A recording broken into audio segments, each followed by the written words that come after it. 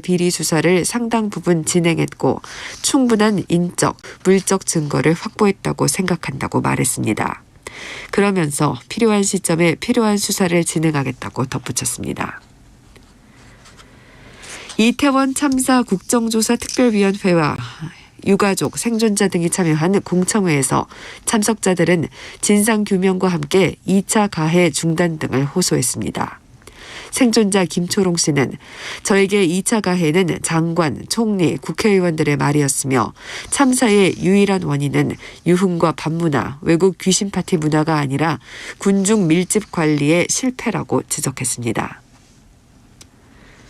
외교부가 일제 강제동원 피해자들에게 전범기업 대신 강제동원지원재단 등 제3자를 통해 보상금을 지급하는 방안을 공식적으로 밝혔습니다. 서민정 외교부 아시아태평양국장은 오늘 강제징용 해법 논의를 위한 공개토론회에서 피해자들이 제3자를 통해서도 우선 판결금을 받아도 된다는 점이 핵심이라며 지급 주체로는 행정안전부 산하 일제 강제동원 피해자 지원재단을 활용하기로 했습니다. 피해자 측 임재성 변호사는 정부가 마련한 방안이 일본 측 책임이나 부담은 전무한 아니라고 비판했습니다. 임수석 외교부 대변인은 오늘 서울 외교부 청사에서 열린 정례 브리핑에서 한국인의 무비자 경유도 차단한 중국을 향해 방역 이외의 다른 고려 요인에 따른 입국 제한은 결코 있어서는 안 되며 우리 측은 외교 채널을 통해 분명하게 유감을 표명했다고 밝혔습니다. 중국은 이달 10일 한국인에게 단기 비자 발급을 중단하고 어제는 중국을 거쳐 제3국으로 가는 외국인에게 경유지에서 사흘에서 6일간 무비자로 체류를 허용하는 제도를 한국인에게는 적용하지 않기로 했습니다. 한국인과 일본인에 대한 중국 방문 비자 발급 대부분을 중단한 중국이 미국 항공편에 대해서는 정상화 노력을 기울이면서 중국의 방역 기준에 대한 형평성 의문이 제기되고 있습니다. 중국 신문망은 공산당 대외연락부가 지난 10일 외국 상공계 인사들을 대상으로 간담회를 열고 미중 간 항공편을 포함해 외국 항공사들의 운항 재개 신청을 받고 있다고 보도했습니다. 오늘 밤 전국적으로 비가 내리겠습니다. 내일까지 예상 강수량은 제주 산지가 250mm 이상, 제주도와 남해안은 30에서 100mm 이상입니다. 또 전남과 경남에는 20에서 60mm의 비가 내릴 것으로 예상됩니다.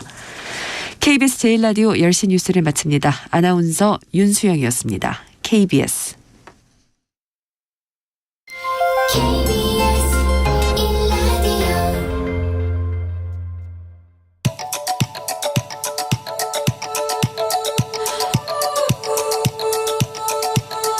김성환의 시사야.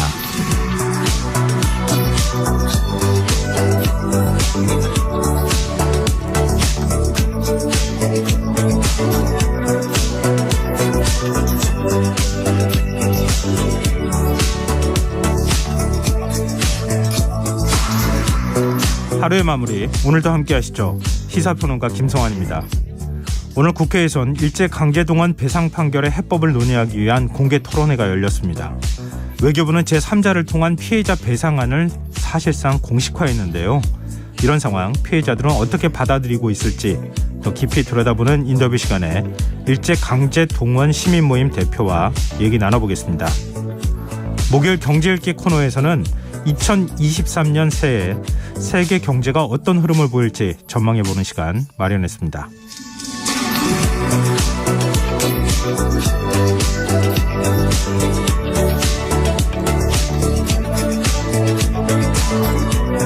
김성환의 시사에는 청취율 조사 기간을 맞아서 작은 이벤트 오늘도 진행하고 있습니다. 새해를 맞으면서 결심한 각오 무엇인지 문자 받을 텐데요. 추첨을 통해 평소보다 많은 분들께 3만 원 상당의 외식 배달 상품권 드리도록 하겠습니다. 참여하실 번호는 샵9730이고요. 짧은 문자는 50원, 긴 문자는 100원의 이용료가 부과됩니다. 콩 어플리케이션과 KBS 1라디오 유튜브 채널을 통해서도 저희 방송을 실시간으로 시청 또 참여하실 수 있습니다. KBS 1라디오 김성환의 시사야. 그럼 지금 시작하겠습니다.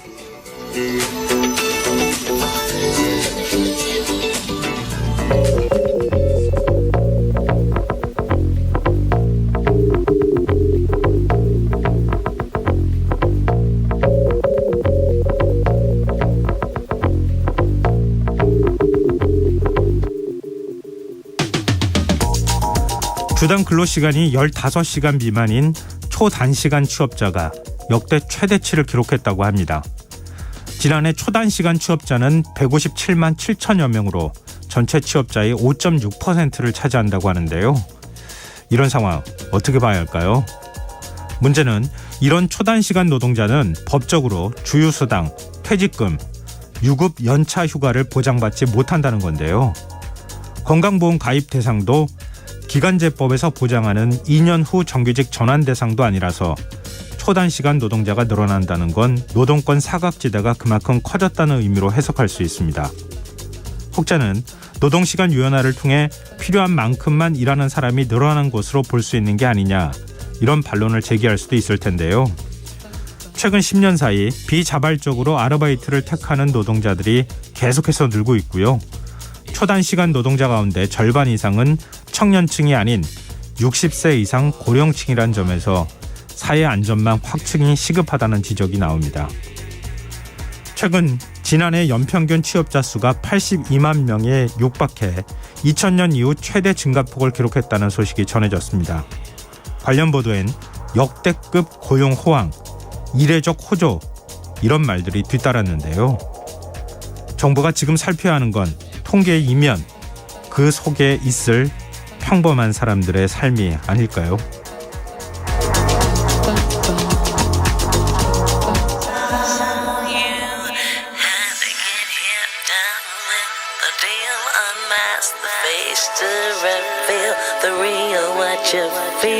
You and your everyday situations, all the unnecessary complications. 오늘 밤 당신 안에 꿈틀거리는 지식 충전 본능이 깨어납니다. 여러분의 자유탐구 영역 김성환의 시사야.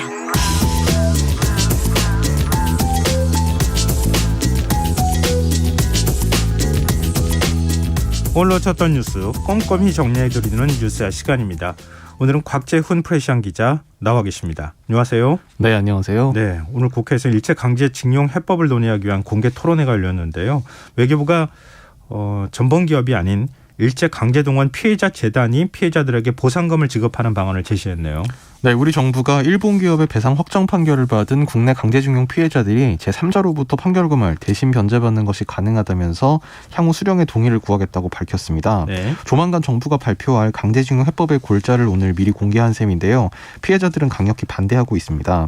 외교부 서민정 아시아태평양국장은 오늘 외교부와 정진석 의원이 국회의원회관에서 공동 주최한 강제징용 해법 공개 토론회 발제를 통해서 그간의 검토 경과에 대해서 이같이 밝혔는데요. 예. 서 국장은 채권 채무 이행의 관점에서 판결금은 법정 채권으로 피고인 일본 기업 대신 제3자가 변제 가능하다는 점이 검토됐다면서 검토를 거듭할수록 핵심은 어떤 법리를 택하느냐보다 피해자들이 제3자를 통해 우선 판결금을 받으셔도 된다는 점이라고 생각하게 됐다, 이렇게 밝혔습니다.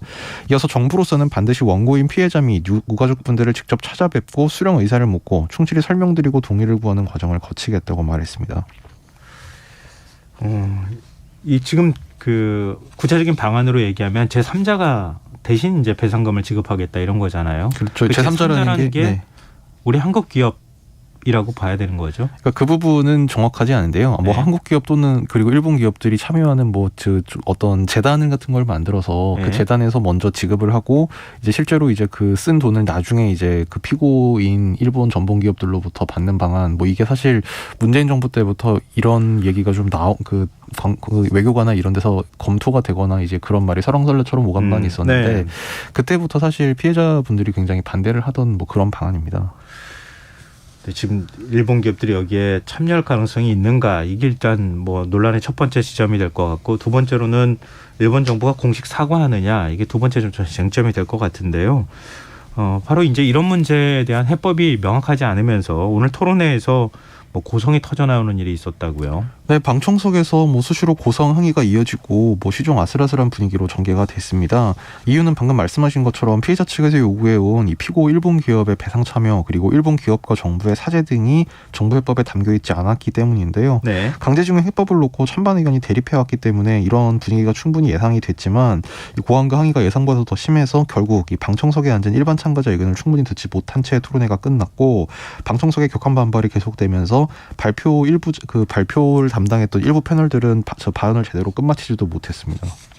그만큼 지금 반발이 크다는 얘기가 될 텐데 오늘 토론회는 국민의힘 정진석 비대위원장이 주최한 건가요? 예, 원래는 외교부하고 이 국회 한일의원연맹이라는 그 국회의원 단체가 있습니다. 예. 이 두 단체 공동 주최로 열릴 예정이었는데 이 연맹에 소속된 야당 의원들이 그 연맹 내부 의견 수렴 절차가 없었다 이렇게 반발을 해서 결국 한일의원연맹 회장인 정진석 의원 개인 자격으로 정진석 의원실 주최로 열렸습니다. 정진석 비대위원장은 일본으로 혹시 출국했어요? 네, 정 비대위원장은 오늘 이 강제징용 문제 해법과 관련하여서 오늘 토론회에 참석한 개회사에서 대법원이 일본 기업의 피해자 배상 책임을 거론한 2012년 5월 기점으로 10년이 넘은 현안이지만 아직 뚜렷한 해법이 마련되지 못했다면서 과거사를 직시하면서 한일 미래를 위해 나아가야 한다고 밝혔습니다.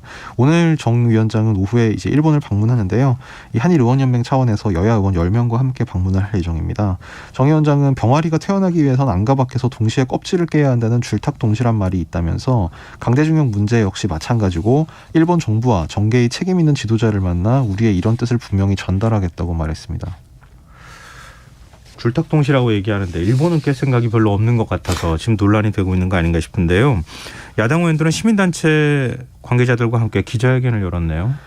네, 야권 의원들과 시민단체는 윤석열 정부의 이 강제징용 피해자 배상 방안에 대해 굴욕적인 해법이라고 비판했는데요. 예. 오늘 국회 본청 계단 앞에서 비상시국선언 기자회견을 열고 일제 강제동원 피해자들에게 일본 가해기업의 사죄와 배상이 빠진 채 한국 기업들의 기부금만으로 판결금을 대신에 지급하라는 안이다 이렇게 규정을 했습니다. 네. 이 회견은 한일 역사정의 평화행동과 더불어민주당 24명, 정의당 6명, 무소속 2명 등 야권 국회의원 32명이 공동 주최했습니다. 이들은 윤석열 정부 해법안은 사법부 판결을 행정부가 무력화시키는 조치로 상권 분립에 반하고 헌법을 부정하는 것이라면서 일본의 압력에 굴복해 대한민국의 사법 주권을 포기하는 것이라고 비판했습니다. 네. 지금 이게 일제 강제 동원 문제는 우리가 피해자고 가해자가 일본이잖아요. 일본도 가해자라는 점을 부인하지는 않고 그동안에 뭐 예를 들어서 한일 청국경 협정이나 이런 것들을 통해 가지고 해결이 다 된 것이다. 이렇게 지금 얘기를 하고 있는 거잖아요. 그러니까 가해자인 일본 쪽의 태도가 사실은 더 우리보다 더 중요하다고 할 수 있는데 일본 분위기는 어떻습니까?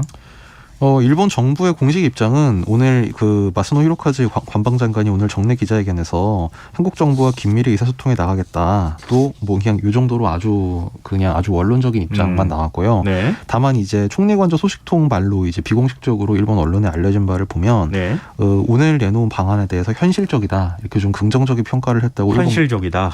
일본 교도통신이 보도를 했습니다. 네. 그러니까 상당히 긍정적인 평가를 한 걸로 볼 수 있고요.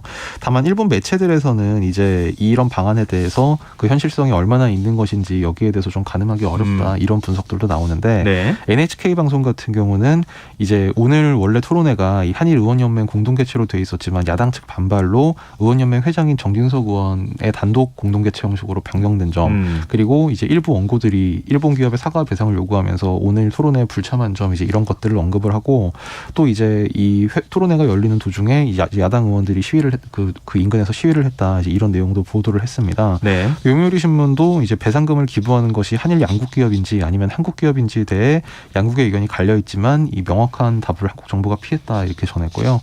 일본 니혼 게이자의 신문도 한국 정부가 해결책의 정식 결정과 원고 배상을 서두르려 하고 있지만 이제 원고에 납득 없이 밀어붙이면 한국 내에서 윤석열 정권에 대한 반발이 커질 수 있다. 뭐 이런 분석을 보도했습니다. 오히려 일본 언론들이 피해자들 입장을 더 생각하는 거 아닌가 이런 생각도 좀 들긴 하는데 잠시 뒤 이어지는 인터뷰 시간에 일제 강제동원 시민 모임 대표, 그러니까 피해자 측 대표라고 할 수 있는데요. 얘기를 나누는 시간 마련했으니까요. 계속해서 많은 관심 부탁드리겠습니다. 자, 화제를 좀 바꿔보죠.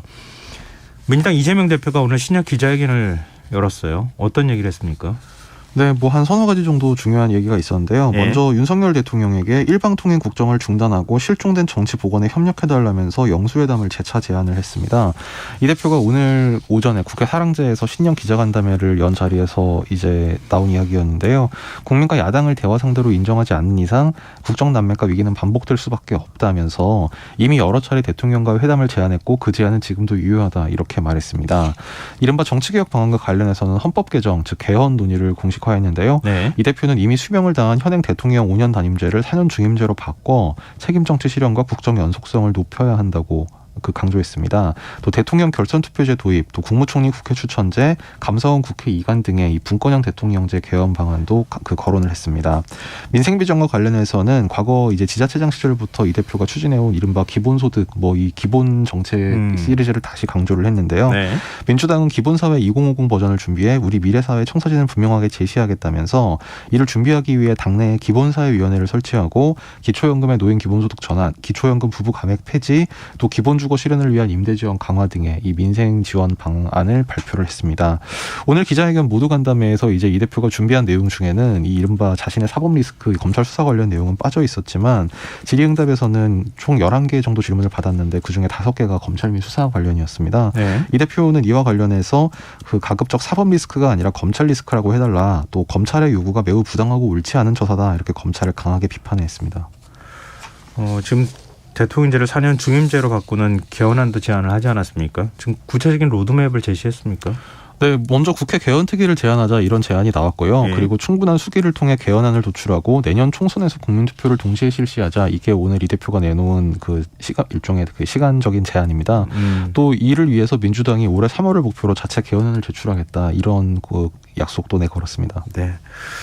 지금 영수회담도 제안하지 않았습니까? 네. 지금 여당하고 대통령실 반응이 궁금한데요.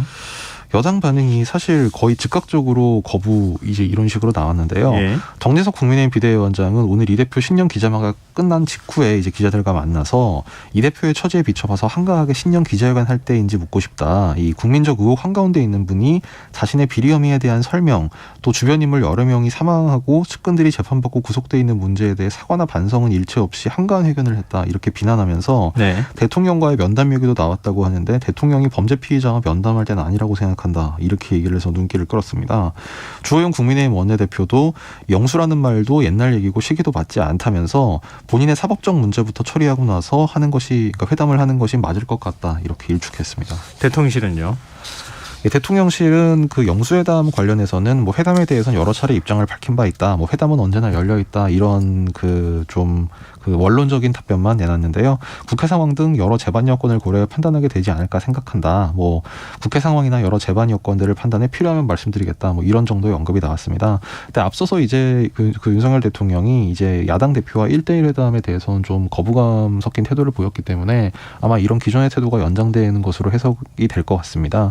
이재명 대표가 처음 영수회담 제안한 건 아니고 벌써 그렇죠. 수차례 제안을 했었잖아요. 그렇죠. 이제 그때마다 대통령이 이제 야당 대표와 1대1로 만나는 영수회담 방식은 옛날 방식이고, 이제 말하자면 여야 대표를 동시에 초청한다든지 이제 이런 것을 대통령실이 더 선호하는 걸로 알려졌기 때문에 여러 차례 입장을 밝힌 바 있다는 말 속에 아마 그런 게 녹아 있는 걸로 보이고요.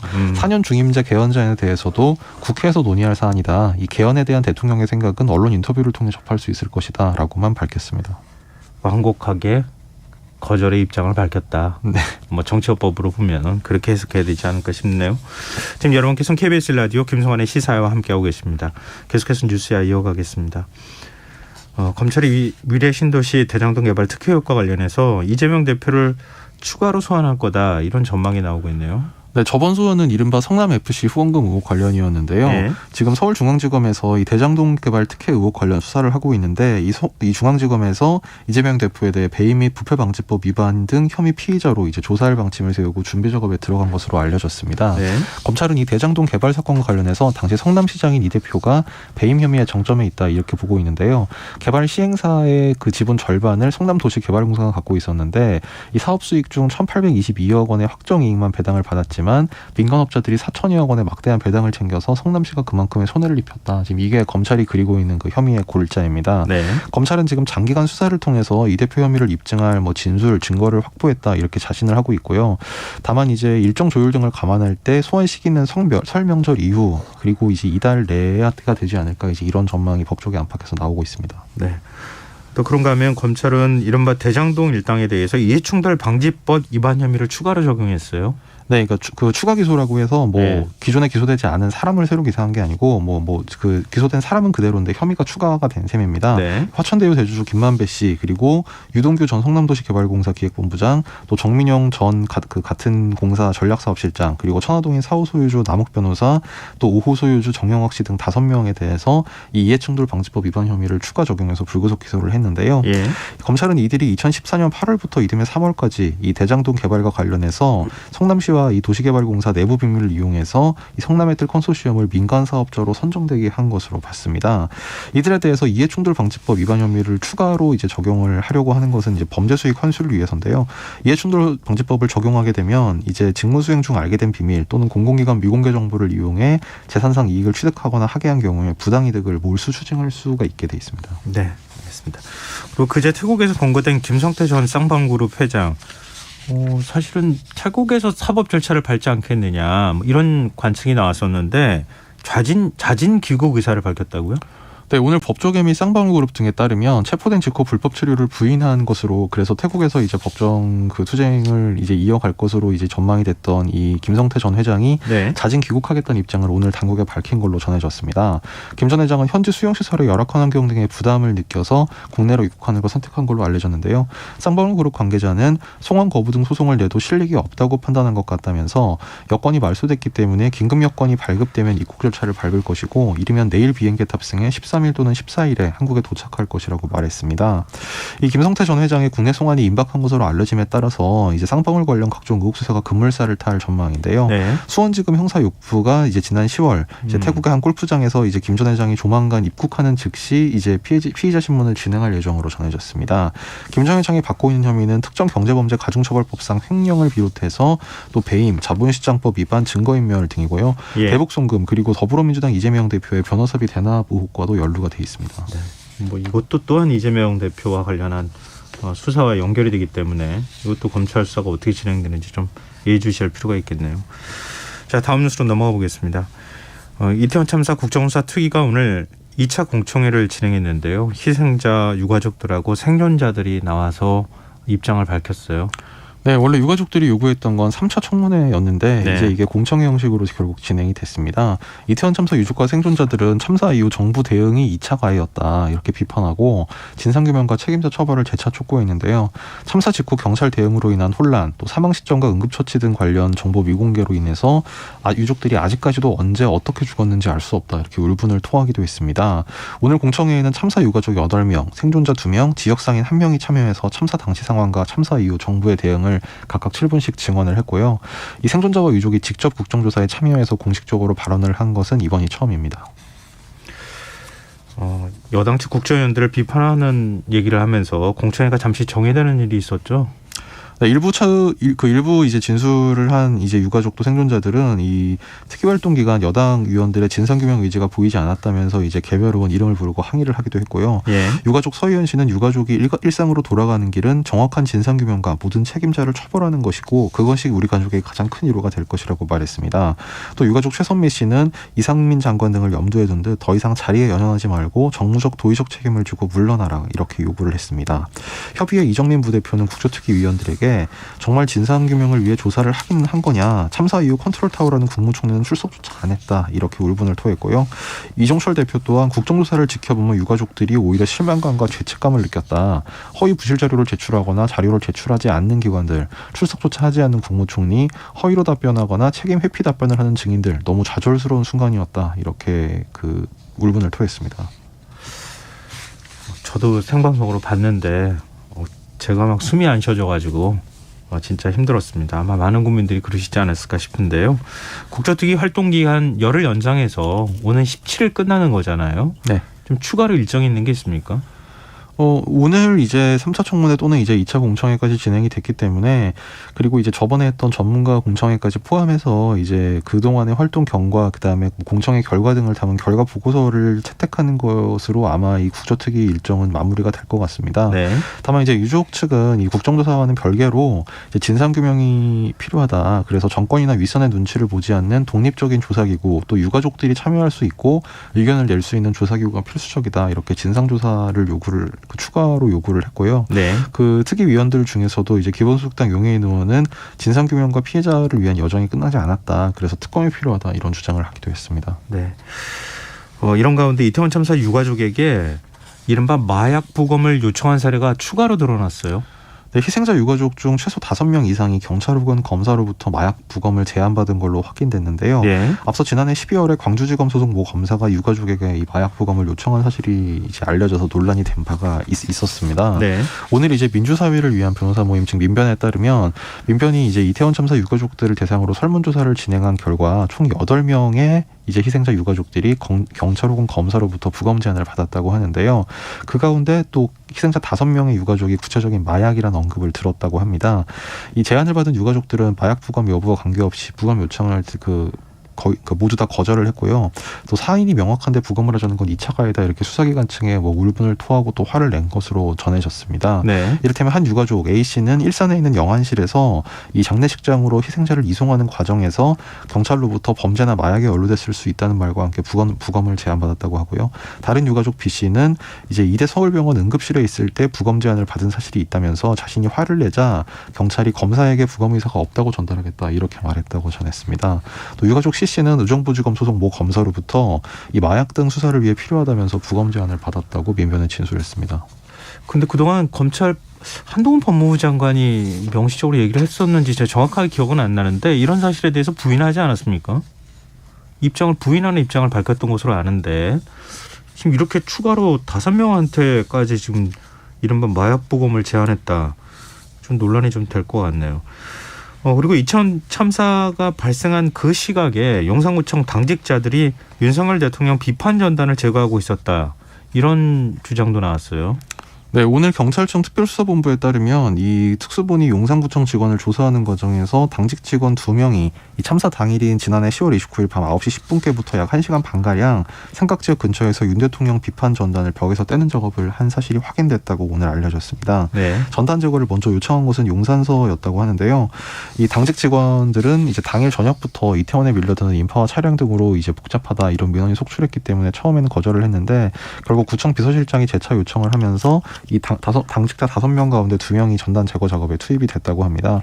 특수본 관계자는 당직 근무사를 조사하는 과정에서 이제 관련 진술이 확보됐다면서 다만 이 작업은 사고 원인과 관계가 없는 것으로 보인다 이런 입장을 언론에 밝혔습니다.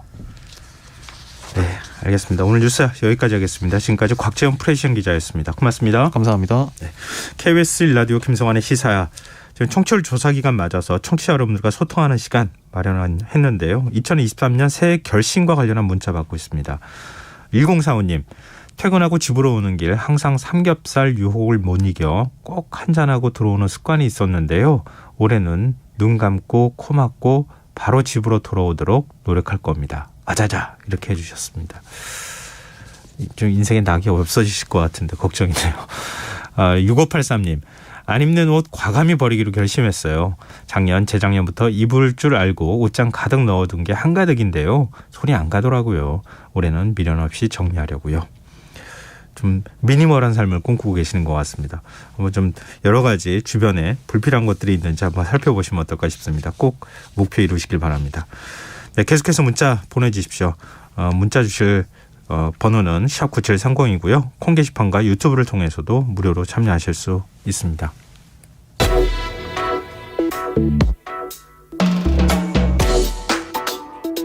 더 나은 내일을 준비하는 시간 KBS 1라디오 김성환의 시사야.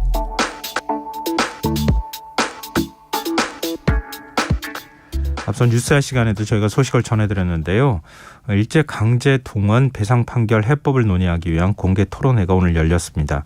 이 자리에서 정부는 피해자들이 일본 전범기업 대신 제3자, 즉 우리 정부나 우리 기업들이 낸 보상금을 받는 방안을 제시했는데요. 배상 소송을 주도했던 강제 동원 피해자 지원단체는 어떤 의견일지 이국원 일제강제동원 시민모임 대표 연결해서 얘기 나눠보도록 하겠습니다. 대표님 안녕하십니까? 예, 안녕하십니까? 네.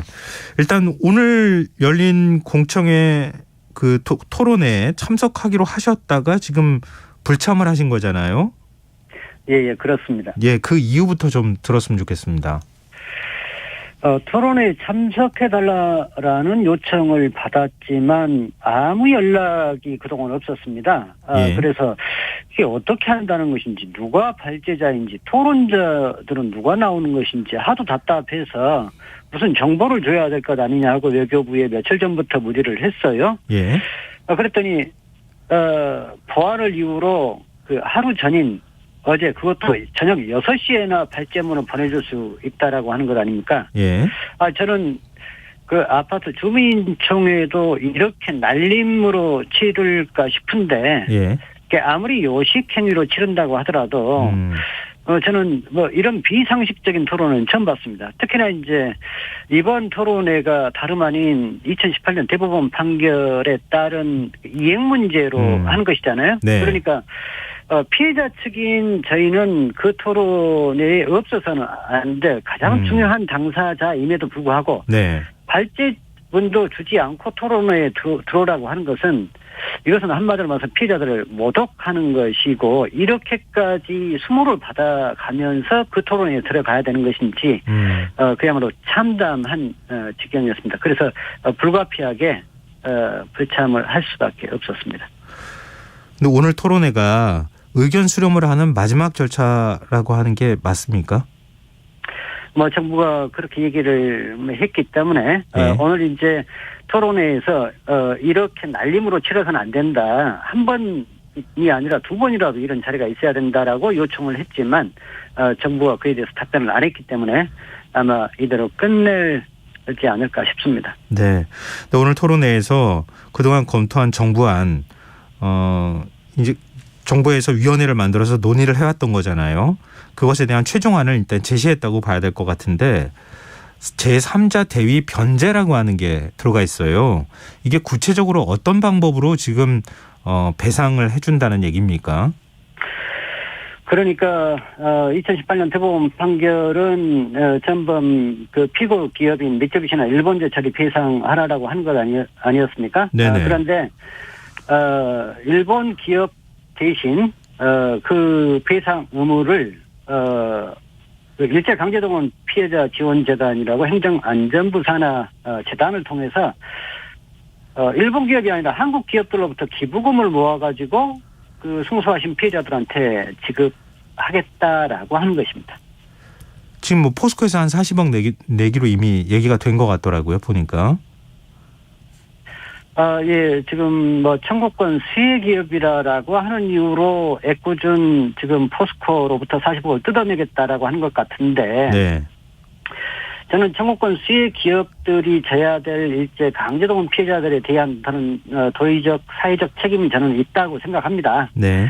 다만 그 사회적 도의적 책임과 배상 의무가 일본 기업한테 있는데, 일본 기업의 채무를 그 기업들로부터 뜯어가지고 일본 기업들의 책임을 면책시키는 문제는, 이건 전적으로 질이 다른 문제라고 봅니다. 네. 이것은 그야말로 그 일본 피고 기업이 지도록 했던 대법원 판결 취지를 180도 뒤집은 것이고, 가해자와 피해자를 완전히 그 뒤바꾼 것이어서, 이것은 누구도 상식적으로 받아들일 수 없는, 국민적 정서에서도 치욕적으로 느낄 수 있는 안이 아닐까, 이렇게 생각합니다.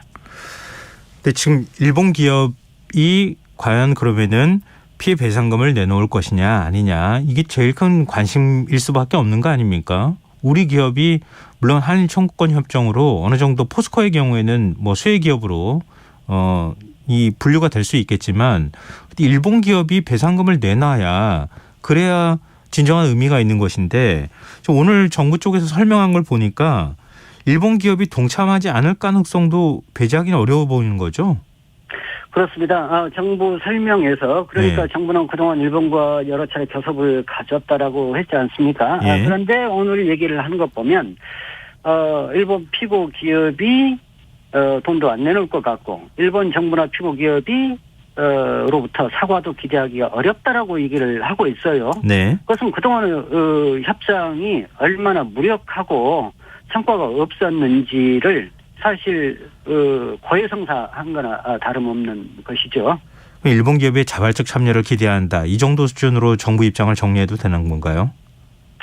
지금 현재로 설명은 그렇습니다. 그런데 자발적인 호응을 기대한다.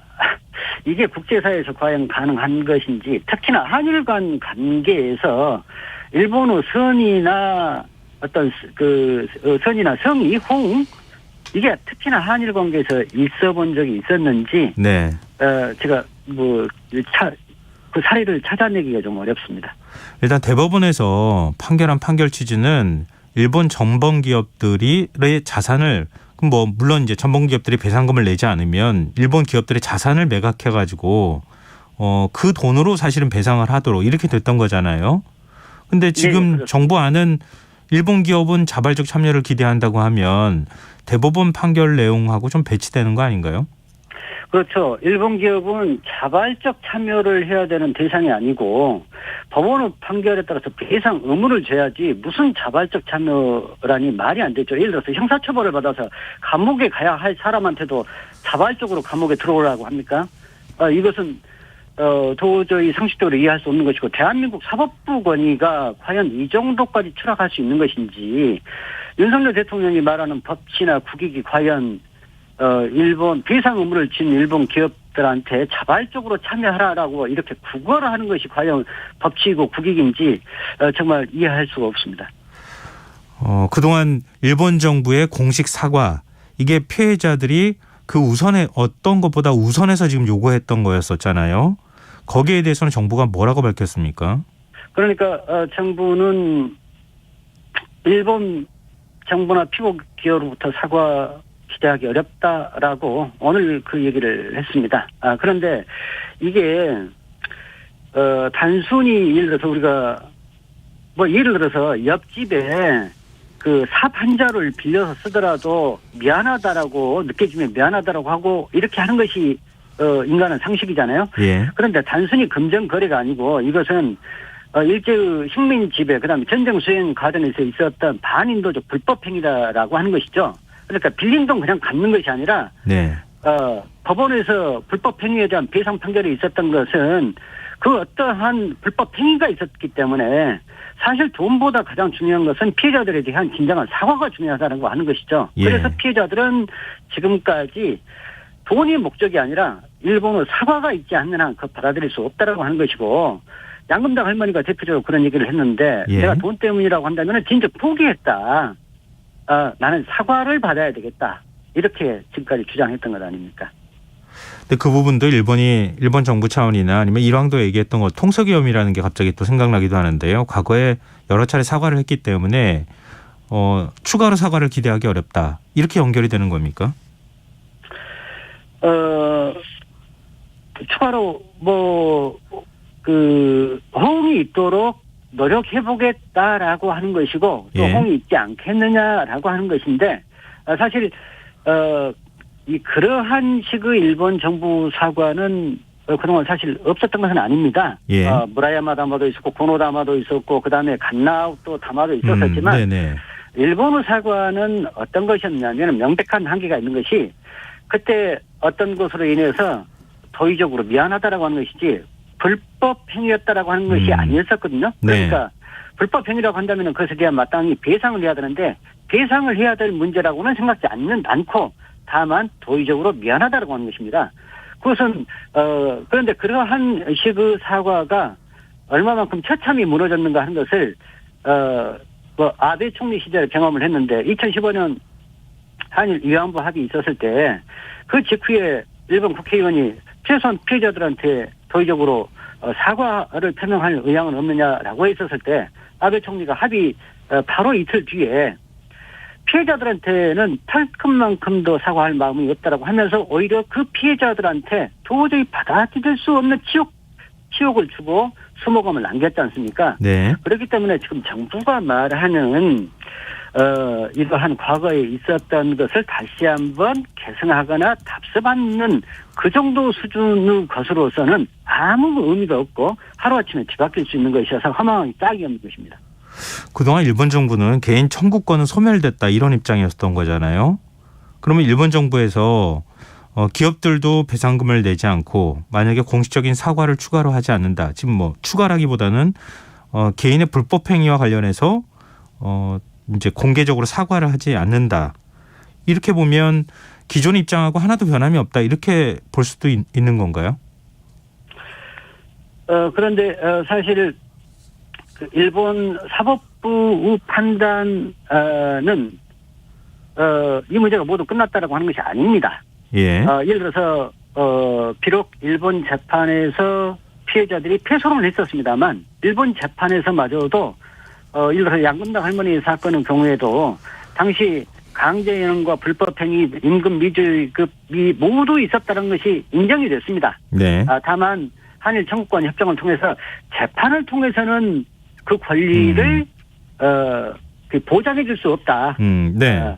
다만 개인 청구권은 존재한다라고 하는 것을 모두 인정했다는 것이죠. 예. 특히나 이제 대법원 판결 당시에 당시 외무상이 일본 국회에서 개인 청구권을 인정을 했습니다. 네. 다만 부족했던 것은 우리 정부가 일본 정부를 상대로 한 외교적 노력이 부족했던 것이지 이것이 전혀 양국 간의 해석이 틀리다거나 그렇지는 않다라고 하는 것입니다. 최소한 사법부 판단에 있어서는. 마지막으로 이거 하나만 좀 여쭤보겠습니다. 지금 외교부 쪽에서 밝히기로는 피해자들을 만나서 설득하거나 뭐 이런 취지에 대해서 얘기를 하겠다. 배상금을 전달하는 과정에서도 그렇게 하겠다. 이렇게 얘기를 하고 있거든요. 그러니까 피해자 단체로서 어떤 입장이십니까?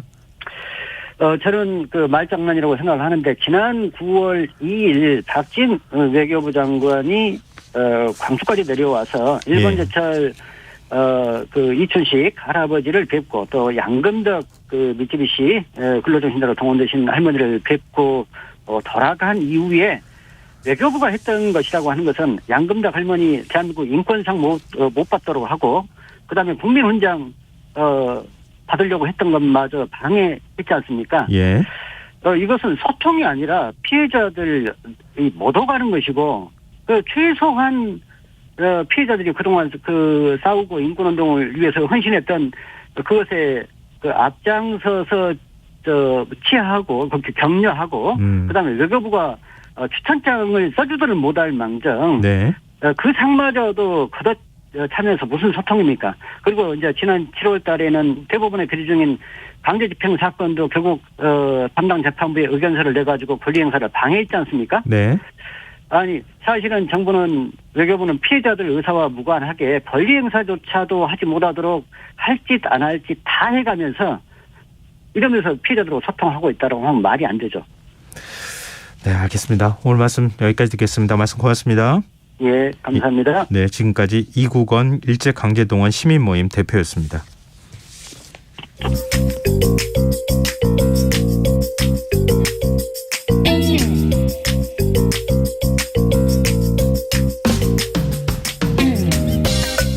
복잡한 정책부터 실물 경제와 투자까지 눈여겨봐야 할 경제 이슈 깊이 있게 살펴보는 시간입니다. 경제읽기 경향신문 박병렬 경제부장 전화로 만나보겠습니다. 부장님 안녕하세요. 네, 안녕하세요. 예, 세계은행이 어제 올해 세계 경제 전망 성장률 전망치를 내놨죠. 네. 굉장히 낮더라고요. 네, 맞습니다. 네. 어제 그 세계은행이 그 올해 세계 경제 전망, 글로벌 이코노믹 프로스펙트 이렇게 해서 이제 발표를 했는데요. 예. 올해 성장률 전망치로 1.7%를 제시를 했습니다. 지난해 6월에 전망했던 게 3%니까 무려 이제 1.3%포인트 낮아진 건데요. 네. 이 1.7%라는 수치는 최근 30년간 중에서 세 번째로 낮은 세계 경제 평균 성장률입니다.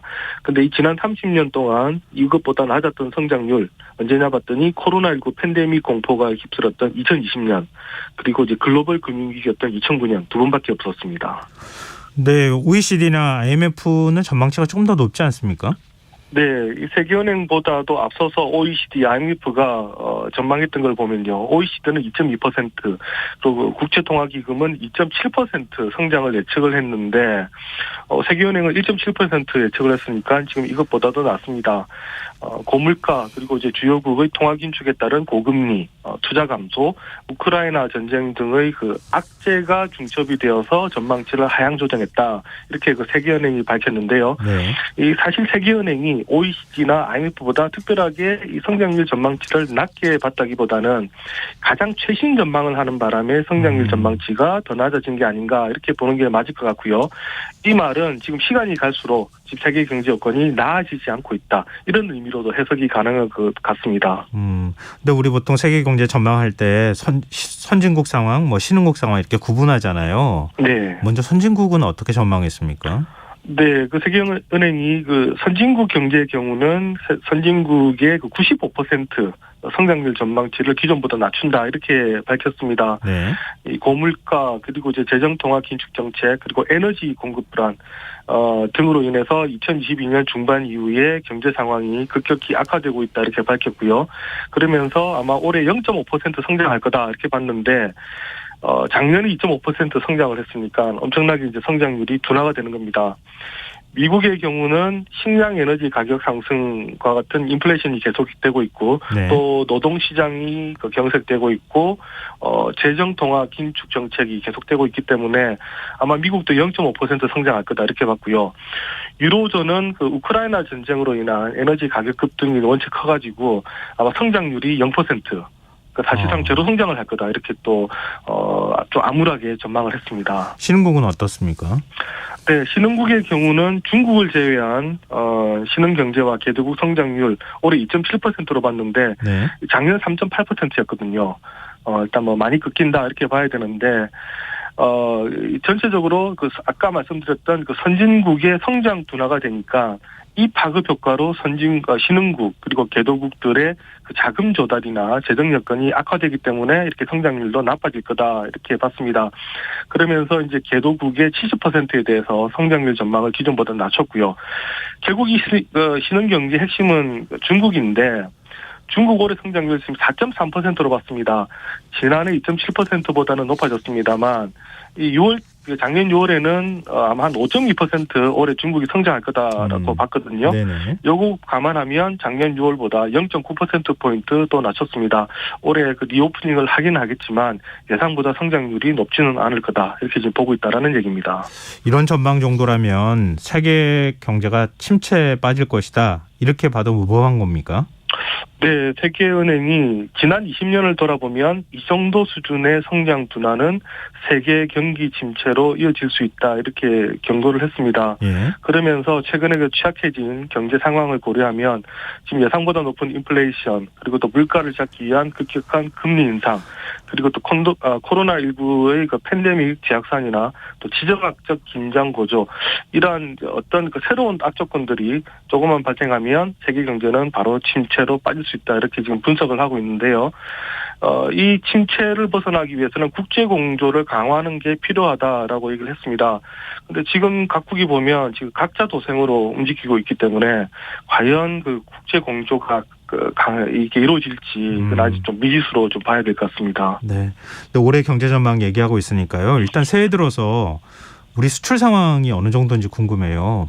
네, 그 관세청이 이제 1월 들어서 1일에서 10일까지 수출입 현황을 발표를 했는데요. 네. 수출액이 지난해 그 같은 기간보다 0.9% 줄었습니다.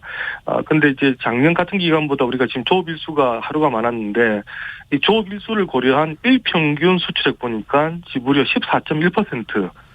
작년보다 지금 감소를 하고 있습니다. 지금 수출이 지난해 10월 마이너스로 감소한 이후에 지금 계속해서 마이너스 흐름을 이어가고 있는데 네. 올해도 지금 1월 달 마이너스로 지금 끝날 가능성이 크고요. 세부 품목으로 보니까 우리나라 주력 품목인 반도체가 이달 들어 10일까지 전년 같은 기간 대비해서 29.5% 많이 줄었네요. 많이 감소했습니다. 예. 이게 지난해 11월에도 28.6%, 12월 27.8% 감소를 했는데 계속해서 지금 3개월 연속 30%에 가까운 감소세를 보이고 있고요. 그리고 정밀기기, 첨가제품, 가전제품 다 지금 두 자릿수 이상 수출액이 줄고 있습니다.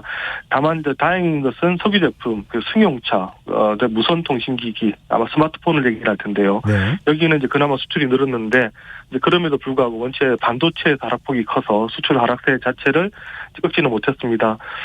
지역별로 보니까 중국 수출 감소 계속되고 있는데요. 예. 10일까지 중국 수출액이 보니까 전년 같은 기간 대비해서 무려 23.7% 줄면서 여기서 지금 수출 감소가 계속해서 지금 이루어지고 있습니다. 반면에 이제 수입액은 보니까 작년보다 6.3% 늘었는데 그래서 지금 1일에서 10일까지 무역 수지도 62억 달러 지금 적자를 기록을 하고 있습니다. 이게 지난해 같은 기간보다도 적자 폭이 훨씬 커졌는데 저희가 지금 걱정이 되는 게 예. 작년 4월부터 작년 12월까지 지금 9개월 연속 무역 수지 지금 적자거든요. 예. 이런 상태라면 이번 1월도 지금 무역 적자가 될 가능성이 큰데 그러면 이제 10개월 연속 적자가 되고 무엇보다 지금 이미 지난 11월 우리 경상수지가 적자로 돌아섰습니다. 네. 상품수지 적자 그리고 또 최근에 우리가 여행이 많이 증가하다 보니까 서비스 수지도 지금 악화가 되고 있는데 지금 잘못되면 이런 흐름이면 올해 지금 경상수지 흑자를 기대하는 것도 쉽지 않아 보인다라는 지금 좀 다소 좀 암울한 지금 이제 분위기로 연초를 시작을 하고 있습니다. 그러니까 뭐 조금 풀어서 얘기하면 경상수지 적자라는 얘기는 들어오는 달러보다 나가는 달러가 더 많다는 얘기잖아요. 그렇습니다. 이 뭐 과거 외환위기 시절이 좀 떠오르기도 하고 그러는데요. 지금 국가별로 보면 지금 국가 부도위기 가능성이 있는 국가들도 있다고요. 네, 이제 뭐 코로나가 뭐 3년 차 이렇게 접어들다 보니까 아무래도 이제 기초 체력이 약한 나라들 중에서는 국가 부도설이 나오는 나라들이 지금 속속 나오고 있는데요. 최근에 그 국제금융센터가 2023년 신흥국 전망이라는 보고서를 냈는데요. 이런 그 비우호적인 경제 환경이 지속될 경우에 그 대내외 건전성을 종합해 볼 때 위험한 나라들이 있다 이러면서 고위험군으로 5개국을 꼽았습니다. 튀르키예, 그러니까 과거에 터키라 부르던 나라고요. 네. 그리고 이집트, 아르헨티나, 헝가리, 나이지리아 이 나라들은 좀 위험하다 이렇게 꼽았습니다. 튀르키예나 이집트는 왜 그렇습니까? 네, 일단 튀르키예 지금 계속해서 뭐 에르도안 대통령의 경제 정책이 실패하고 있다는 지금 평가를 받고 있는데요. 지금 지난 11월 튀르키예의 그 물가 상승률이 무려 지금 84.4%입니다. 그러다 보니까 튀르키예는 최근에 최저임금을 55% 인상하겠다 이렇게 밝혔는데 네. 이 고물가에도 불구하고 경기가 안 좋다 보니까 특히 중앙은행이 경기 부양을 위해서 지금 기준금리를 계속 내리고 있습니다. 그러다 보니까 물가는 지금 계속 오르고 있고요. 예. 이런 상황에서 지금 튀르키예 보면 이 지금 또 만성적인 쌍둥이 적자, 그러니까 재정수지에다가 경상수지 적자 계속 시달리고 있는데 외환 보유액 대비 단기 외채 비율이 118%에 달합니다. 그러니까 지금 자력으로는 단기 외채를 갚지 못할 상황이다 그러네요. 보니까 네, 언제 국가 부도가 나도 이상하지 않은 상태고요. 예. 이집트의 경우도 보니까 지금 이집트는 오히려 이제 러시아 우크라이나 전쟁에 지금 직격탄을 맞은 경우인데 이집트는 밀수입의 80%를 러시아랑 그리고 우크라이나에서 수입을 하고 있습니다. 네. 특히 이 두 나라에서 전쟁이 나고 또 국제 곡물 가격이 치솟다 보니까 지출이 급증을 했는데요. 반면에 또 이 두 나라에서 전쟁이 나면서 관광객들은 또 발길을 끌었습니다. 그러니까 또 수입이 급감을 하게 되고 예. 원래 지금 이집트는 2013년에 그 쿠데타로 지금 현 대통령인 LCC 대통령이 집권을 했는데요. 네. 그때 이후에 지금 대형 인프라 사업을 많이 벌여가지고 외채가 많이 불어난 상태였습니다. 그래서 외환의 여유가 없는 상황에서 지금 여러 가지 수지가 악화되다 보니까 지금 이제 유동성 위기에 빠져 있는 상황입니다.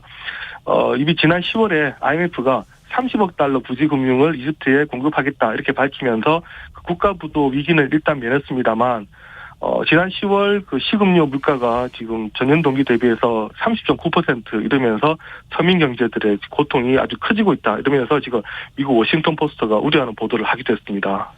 지금 월드컵 우승국 아르헨티나 한때 뭐 축제 분위기다 이렇게 알려졌었는데 지금 경제 상황이 안 좋은 모양이네요. 네, 11월 물가 상승률 무려 92.4%입니다. 네, 그래서 뭐 상상하기도 힘든 지금 물가 상승률인데 그러다 보니까 아르헨티나는 최근에 앞으로 6개월간 1,700여 종의 소비재 가격을 동결하거나 규제하겠다 이렇게 지금 발표까지 한 상태입니다. 아르헨티나 역시 보니까 외환 보유액 대비 단기 외채 비율이 117% 지금 달러가 이제 이렇게 부족한 상태고요. 예. 근데 지금 아르헨티나의 경우는 이미 2018년부터 IMF의 구제금융을 받고 있습니다. 그래서 지금 그 IMF가 계속해서 지금 긴축 요구를 하고 있는데 어쩔 수 없이 고금리 정책을 펴는데요. 그러면서 지금 서민들의 고통이 계속 커지고 있고 또 지금 달러 부족 현상은 계속되고 있다 보니까 계속해서 위태하다는 얘기 또 나오고 있고요. 예. 그리고 또 아까 말씀드린 나라 중에 지금 동유럽의 헝가리도 지금 위험하다는 얘기 나오는데 예. 이 나라는 지금 코로나19에다가 지금 우크라이나 사태가 겹쳤는데 특히 헝가리는 지금 특징이 그 러시아산 에너지 수입 의존도가 54%나 되는 나라입니다. 네. 그런데 지금 EU의 그 러시아 제재에 그 같이 지금 동참을 해야 되는 지금 상황인데 그러다 보니까 에너지 공급이 어렵다 보니까 지난해 7월에 에너지 비상 사태를 선포하게 됐습니다. 지난해 10월 물가 상승률 보니까 21%. 그리고 올해 같은 경우도 아마 14% 정도 물가 상승률이 될 거다를 보고 있는데 네. 지금 이 나라도 지금 쌍둥이 적자거든요. 일각에서는 올해 이제 마이너스 성장을 전망하면서 지금 국가 경영이 쉽지 않다 이런 얘기들이 계속 나오고 있습니다. 아니 이게 세계 경제가 하나로 연결이 되어 있기 때문에 지금 어떤 나라의 위기가 우리나라까지 지금 파급 효과를 미칠지 아무도 예상할 수가 없는 상황이라서 올해 세계 경제는 정말 힘들겠다 이런 생각이 드네요. 네. 오늘 경제 읽기 여기까지 하겠습니다. 지금까지 경향신문 박병률 경제부장이었습니다. 고맙습니다. 네, 감사합니다. KBS 라디오 김성환의 시사야 1부 순서 여기서 마무리하고요. 전 11시 전과 2부에 다시 오겠습니다.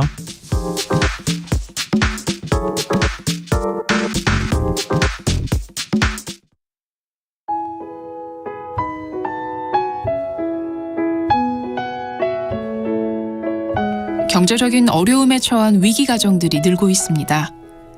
복지 사각지대에 처해 있는 가정들을 미리 찾아서 지원하고 위기로부터 구하는 일이 시급한데요.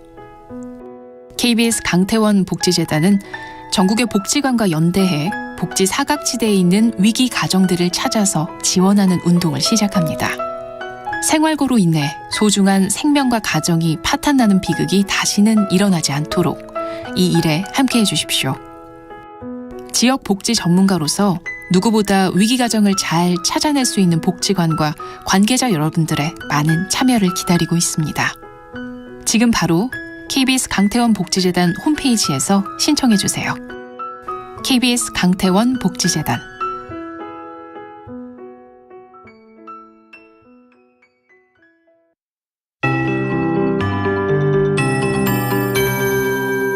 KBS 58분 날씨. 모레까지 전국이 흐리겠습니다. 현재 남부지방과 충청권 남부에 내리고 있는 비는 자정 전후 전국으로 확대되겠습니다. 비는 내일 늦은 오후 대부분 그치겠고 강원도와 제주도, 충청권과 전북은 밤까지 이어지는 곳 있겠습니다. 예상 강우량은 제주도와 전남 동부 남해안, 경남권 남해안과 지리산 부근 30에서 100, 많은 곳은 250mm 이상, 전남권과 경남권, 제주도 북부 해안 20에서 60, 그 밖에 전국 5에서 40mm입니다. 특히 낮까지 제주도와 남해안, 지리산 부근에 시간당 20에서 50mm 내외의 폭우가 쏟아지는 곳 있겠고 돌풍과 함께 벼락이 치기도 하겠습니다. 제주도와 해안 지역에는 바람이 순간초속 20m 이상으로 강하게 불겠습니다. 또한 대부분 해상에는 최대 초속 16m의 강풍이 불고 물결이 4m까지 높게 일겠습니다. 내일 아침 최저기온 서울 6도, 광주 13도 등 전국이 1에서 14도의 분포를 보이겠고 낮 최고 기온은 서울 11도, 대구 17도, 제주 20도 등 전국이 8에서 18도로 대부분 지역이 평년보다 높겠습니다. 내일 미세먼지 농도 전 권역이 좋음으로 예상됩니다. 서울 현재 기온 8.5도, 습도 36%, KBS 58분 날씨 박성준입니다.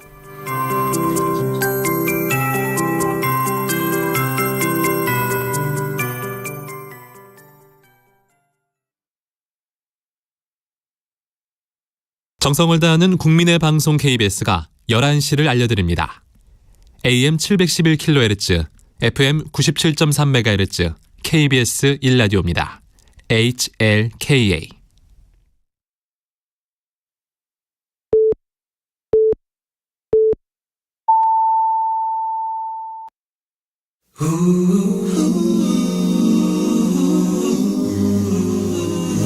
이 밤 그냥 보내긴 아쉬우니까요. 당신의 하루의 끝까지 야무지게 채워드립니다. 당신의 지식 충전소 김성환의 시사야.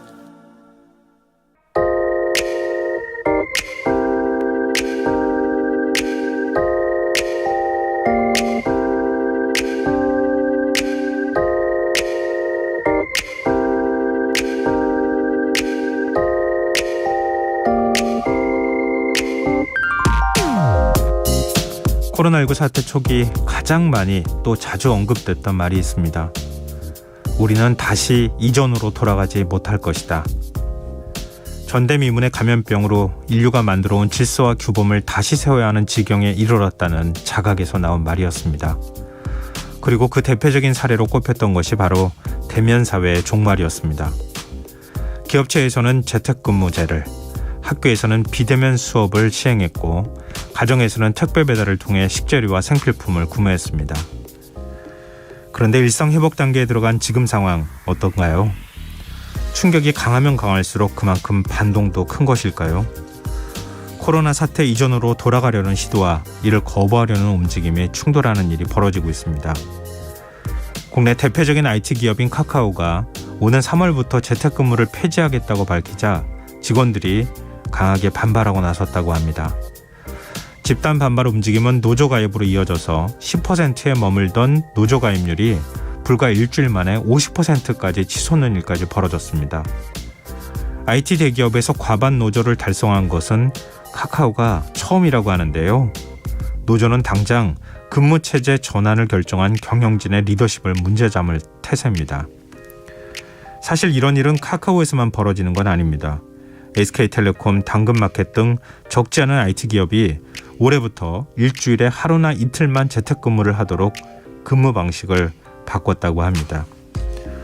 어려운 경제 상황을 감안해 분위기 쇄신 차원에서라도 직원들이 출근해야 한다는 회사 측의 결정에 반발해 더 좋은 조건의 회사로 이직을 고민하는 직원들이 늘고 있다고 하는군요. 소식 들으시니 어떠신가요? 만원 지하철과 출근버스를 타고 직장으로 출근하는 게 당연하다고 생각했던 시대는 이미 지나간 걸까요? 아니면 재택근무가 가능하고 이직이 활발한 IT 업종에 종사하고 있는 사람들의 행복한 푸념일까요?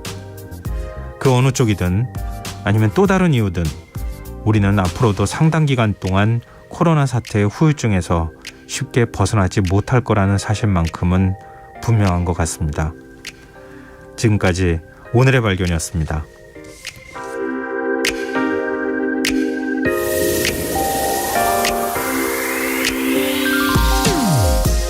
Working for the weekend, but that weekend never came.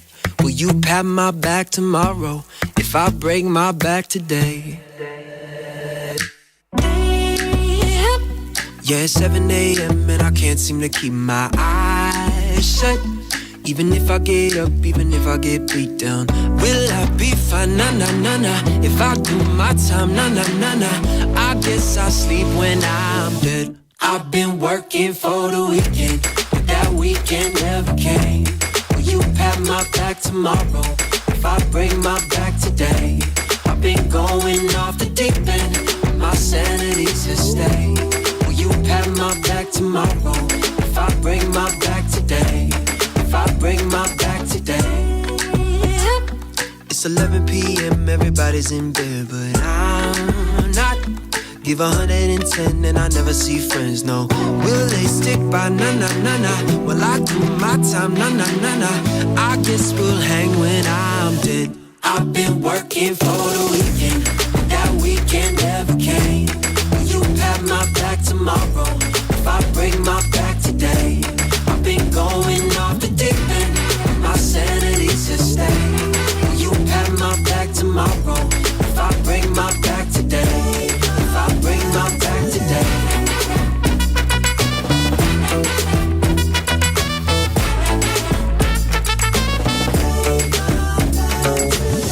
Will they stick by? Nah, nah, nah, nah. Will I do my time? Nah, nah, nah, nah. I guess we'll hang when I'm dead. I've been working for the weekend, but that weekend never came. Will you pat my back tomorrow if I break my back today? I've been working for the weekend, but that weekend never came. Will you pat my back tomorrow if I break my back today? I've been going off the deep end, my sanity's at stake. Will you pat my back tomorrow if I break my back today? If I break my back today. Yeah, I gotta get the weight off. Yeah, I gotta get the weight off. Yeah, I gotta get the weight off. Yeah, I gotta get the weight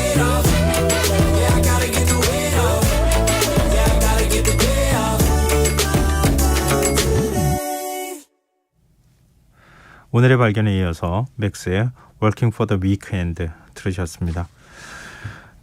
김성환의 시사회는 청취율 조사 기간 맞아서 작은 이벤트 진행하고 있습니다. 이번 주는 2023년 새해를 맞아 꼭 이루고 싶은 게 있다면 무엇인지 청취자 여러분들의 새해 각오, 결심 문자 받고 있는데요. 3276님, 저는 TV 홈쇼핑을 좋아해서 필요하지도 않은 물건을 구입하거나 구입했던 물건을 또 구입하는 경우가 자주 있었는데요. 올해부터는 TV 홈쇼핑 보는 횟수도 줄이고 구입할 때는 꼭 아내와 상의한 후에 필요한 물건만 구매하기로 결심합니다. 이렇게 말씀하셨습니다. 홈쇼핑에서 많이 사시는 모양입니다. 또 이것도 한번 하면 또 중독이라는 얘기도 하더라고요. 쉽게 끊기 어려우시겠지만 지금 결심 실천하셨으면 좋겠네요.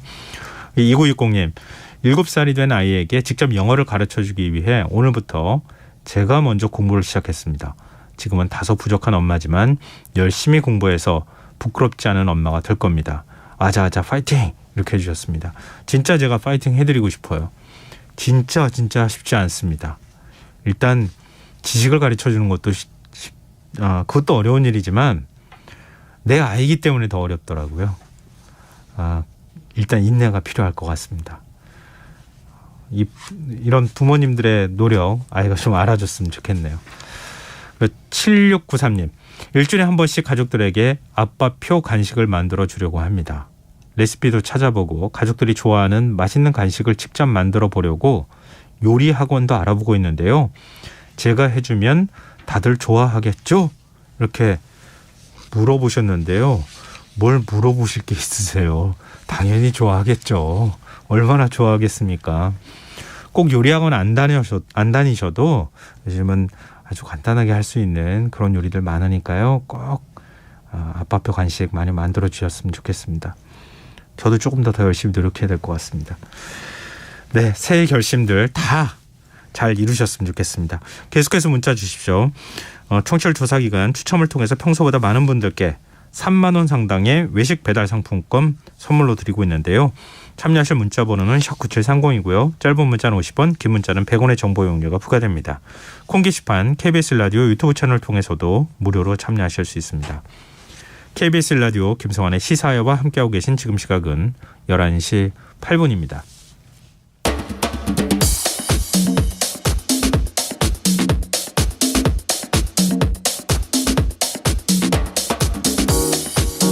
오늘 일어난 세상 곳곳의 소식들 당일 배송으로 전해드립니다. 밤참 뉴스 이영경 뉴스캐스터 함께하겠습니다. 안녕하세요. 네, 안녕하세요.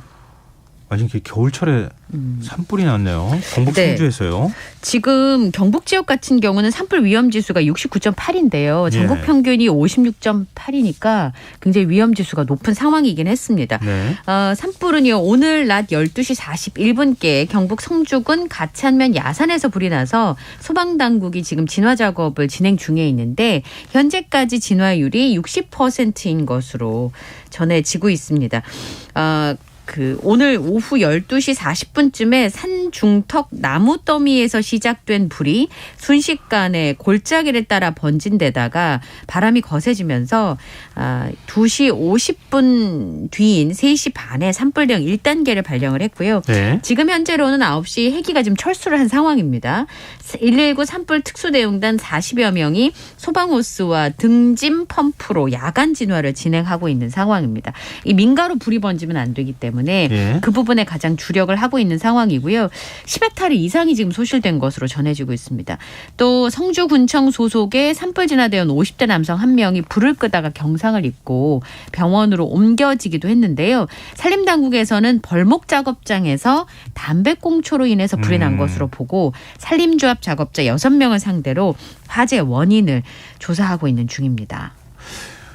경남하고 전남 지역하고 그다음 경남 남해 쪽에 있는 지역이 가뭄 때문에 굉장히 지금 심각하게 어렵잖아요. 고통받고 있다 이런 얘기가 나왔고, 근데 오늘부터 지금 비 내린다는 소식이 있잖아요. 네. 전국적으로 비가 내린다고 하는데 좀 일단 비는 좀 내렸으면 좋겠고, 그렇습니다. 이 지역에도 비가 좀 내려서 건조한 것도 좀 덜하고 산불도 좀 꺼졌으면 좋겠다 이런 생각이 드네요. 네.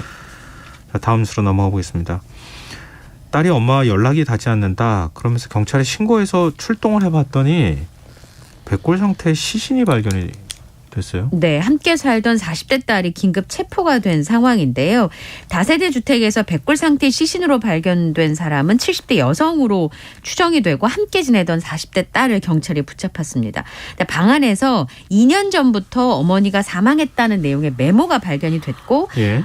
딸이 그 부분을 좀 시인을 한 상황입니다. 그럼 어떻게 이 발견이 됐느냐가 궁금하실 텐데요. 예. 인천시 남동구 간석동에 있는 빌라 안방 이불 속에 어머니 시신을 장기간 방치했는데 시신이 발견된 건 넷째 딸이 신고를 하면서부터였습니다. 지난 11일 오후 10시 19분쯤에 엄마랑 연락이 안 돼서 집에를 가봤는데 네. 함께 사는 언니가 문을 안 열어준다. 그래서 현장에 이제 신고를 받고 출동한 경찰이 가보니까 말씀하신 것처럼 백골화가 진행된 시신 한 구가 발견이 됐습니다. 현재까지 이 넷째 딸이 신고를 했고 셋째 딸이 함께 살았다고 말씀드렸는데 긴급 체포가 된 이 딸은 사망 시점이나 시신 방치 경위에 대해서는 지금 함구하고 있는 것으로 전해지고 있는데요. 메모가 있었기 때문에 본인이 작성한 게 맞다 지금 시인을 한 상황이거든요. 그래서 어머니가 어떻게 사망을 했는지 원인은 무엇인지 국립과학수사연구원에 부검을 의뢰한 상태고 사실은 다른 자녀들하고 한동안은 왕래가 없어서 이 사실을 이렇게. 알지 못하는 상황이었고요. 구속영장을 신청할 예정이라고 합니다. 이웃들이 왜 몰랐을까 하는 생각이 들거든요. 네. 왜냐하면은 어머님이 생전에 계셨다고 하면은 계속 보였을 거 아니에요. 네. 그 전부터 알았을 거고. 네. 근데 갑자기 사람이 사라졌고. 예. 또 시신이 부패했을 텐데. 네. 어떻게 이웃들이 좀 몰랐을까 하는 생각이 드는데. 그러니까 가장 결정적인 이유는 이 집에 6년 전부터 어머니 명의 집인데 함께 살고 있었는데 네. 이웃들과 교류가 없었기 때문에 사실은 확인이 안 되는 부분들이 있었고요. 말씀드린 것처럼 다른 가족들하고도 왕래가 없던 것으로 전해지고 있습니다. 이 2011년 5월에 기초생활수급자로 지정이 됐지만 2013년 9월에 수급 대상에서 제외가 되면서 지방자치단체가 상담한 내역조차 없습니다. 그리고 다리가 불편한 것으로 전해지고 있는데 장애 등급을 받지 않았고 경찰에서는 정신질환으로 치료를 받은 적이 있는지를 확인하고 있습니다. 그리고 말씀하신 것처럼 주변에서 냄새가 심하게 나긴 했다고 합니다. 그리고 비가 오는 날, 습한 날은 더욱더 심했다고 하는데요. 그럼에도 불구하고 교류가 없으니까 냄새가 나긴 하는데 그 가정에 무슨 일이 있었는지를 알 수가 없었다라는 게 주변 주민들의 이야기입니다. 근데 그 사망 신고를 하지 않은 이유가 뭘까? 뭐 여러 가지 요인이 있을 수 있잖아요. 앞서도 네. 잠깐 이제 그 언급을 하셨지만 뭐 정신 질환의 가능성까지도 좀 고려하고 있는 것 같은데. 네. 기초연금이 계속 지금까지 사망 신고를 하지 않은 상태여서 지급이 됐었다고요. 네. 어머니가 돌아가셨다고 딸이 사망 신고를 하지 않았기 때문에 지난달까지 연금을 받아온 것으로 확인이 됐고요. 최근까지 매달 30만 원의 기초연금이랑 30만 원의 국민연금이 지급이 된 것으로 확인이 되고 있습니다. 어머니의 연금 수입이 딸이 직업이 없었기 때문에 사실 수입의 전부라고 볼 수 있을 텐데 숨진 어머니로 추정되는 분이 그동안 연금을 받아왔고 만약에 숨진 뒤에도 딸이 부당하게 수령을 했다면 이 부분에 대해서는 전액 환수 조치를 할 예정이라고 설명을 했는데 예. 만약에 사망 신고를 하지 않으면 기초요금 대상자 가족이 사실 관해서 알 길이 없는 상황이기 때문에 네. 이런 일이 벌어질 수 있다는 겁니다. 그런데 이 상황에 대해서 제가 두둔하고자 하는 것은 아니고요. 네. 어머님이 치매가 아주 심하셨다고 합니다. 주민들의 설명에 의하면 그냥 네. 살짝 경증 치매가 아니라 굉장히 심각한 치매였고 예. 딸이 이제 어머니를 모시고 와서 굉장히 극진하게 어머니를 모셨다고 해요. 그리고 딸은 이제 다리가 불편한 상태였던 것으로 전해지고 있고요. 국민연금공단에서 최근 2년간의 어머니의 진료 기록이 없다. 넷째 딸 측에다 연락을 하게 되면서 사건의 전모가 드러났다고 합니다. 지금 기초연금 30만 원을 계속 받기 위해서 어머님 사망 신고를 하지 않았다는 거 좀 납득하기가 어려울 것 같고요. 이 금액을 가지고 생활을 유지하기에는 좀 쉽지는 않았을 테니까. 네. 아마 다른 사연이 혹시 있는지 이런 네. 부분에 대해서는 좀 확인이 필요할 것 같네요. 네. 조사도 하고. 자, 지금 여러분께서는 KBS 라디오 김성환의 시사회와 함께하고 계십니다. 계속해서 밤참 뉴스 이어가겠습니다. 이른바 제주 오픈카 사망사고 기억하시는 분들이 있을 거예요. 근데 이 오픈카 사망사고 당시 운전을 했던 음주운전을 했었다고 하죠. 예. 그 음주운전을 한 사람에 대해서 살인 혐의가 그동안에 적용이 됐었는데 무죄 판결이 나왔어요. 네, 그러니까 완전히 무죄가 된 건 아니고요. 네. 말씀하신 것처럼 살인 혐의에 대해서는 최종 무죄 판결이 나왔고 네. 위험 운전 치사 혐의만 유죄로 인정이 돼서 원심을 지금 확정한 상황인데요. 운전을 그렇게 했기 때문에 한 사람을 사망에 이르겠다라고 해서 징역 4년형이 확정이 됐습니다. 그러니까 위험하게 운전을 해서 살인의 의도는 없었지만 죽음에 이르게 했다. 네, 그 그런 부분에 뜻이죠. 대한 책임만 물었다는 거네요. 사건은 2019년 11월 10일 제주에서 벌어졌습니다. 한림읍에 있는 한 도로에서 면허가 취소될 정도의 혈중 알코올 농도 0.118%의 만취 상태로 렌터카를 조수석에다 여자친구를 태우고 네. 운전을 했던 거죠. 그런데 렌터카를 몰다가 도로의 연석, 돌담, 경운기를 잇따라 들이받았습니다. 근데 여자친구가 조수석에 타고 있었는데 안전벨트를 안 매고 있었던 상태였어요. 사고 충격으로 차량 밖으로 몸이 튀어나가는 바람에 머리를 아주 심하게 다쳐서 이후에 대수술을 여러 번 했음에도 불구하고 네. 끝내는 2020년 8월에 그 다음에 여름에 이제 사망하게 됐습니다. 아까 말씀드린 것처럼 살인 혐의가 의심됐던 이유는 검찰에서 이 남성이 숨진 여자친구한테 계속 이별을 해달라고 요구를 해왔다는 겁니다. 그리고 사고 전에 안전벨트에 미착용 경고음이 울리는데 안전벨트 안 했네? 라고 하니까 여성이 응이라고 했는데 그냥 지나갔다는 거예요. 그리고 또 하나는 사고 직전에 시속 114km로 급가속을 했다라는 점을 들어서 살인 혐의를 적용을 검찰에서 했습니다. 네. 그런데 이 남성 측에서는 그 제주도를 여행을 간 게 두 사람이 만난 지 300일을 기념하기 위해서 여행을 갔다는 거예요. 그다음에 운전을 왜 했냐면 이 여성이 라면 먹고 싶다고 해서 운전을 한 거고 그리고 사고 전에 브레이크를 밟고 핸들을 틀었다라는 점을 강조하면서 살해의 의도는 없었다고 맞서게 됐었는데 1심에서는 살인 혐의가 무죄가 됐고 음주운전 혐의만 유죄가 돼서 그때는 지금보다 좀 가벼웠어요. 네. 징역 1년에 집행유예 2년이 나왔거든요. 그런데 검찰에서 항소를 했고 2심에서는 살인 혐의는 여전히 무죄가 나왔습니다만 음주운전과 함께 특정범죄 가중처벌법상의 위험운전 치사 혐의가 유죄로 판단이 돼서 징역 4년 실형이 선고가 됐습니다. 그리고 대법원에서는 이 부분이 원심이 옳다고 보고 검사의 상고를 기각해서 결국 지금 말씀드린 것처럼 여자친구가 사망한 것에 대해서 이 30대 남성이 징역 4년형이 확정이 됐습니다. 구체적인 공소장하고 또 이 법정 다툼이 어떻게 벌어졌는지 또 재판부가 어떻게 판단을 했는지 이것까지 좀 세세하게 알아야 우리가 그렇죠. 이 사건에 대해서 뭐라고 이제 의견을 밝힐 수 있을 것 같은데요.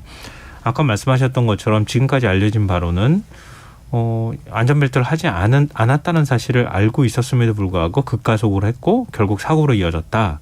뭔가 살해 의도가 있는 것 아니냐 여기까지잖아요.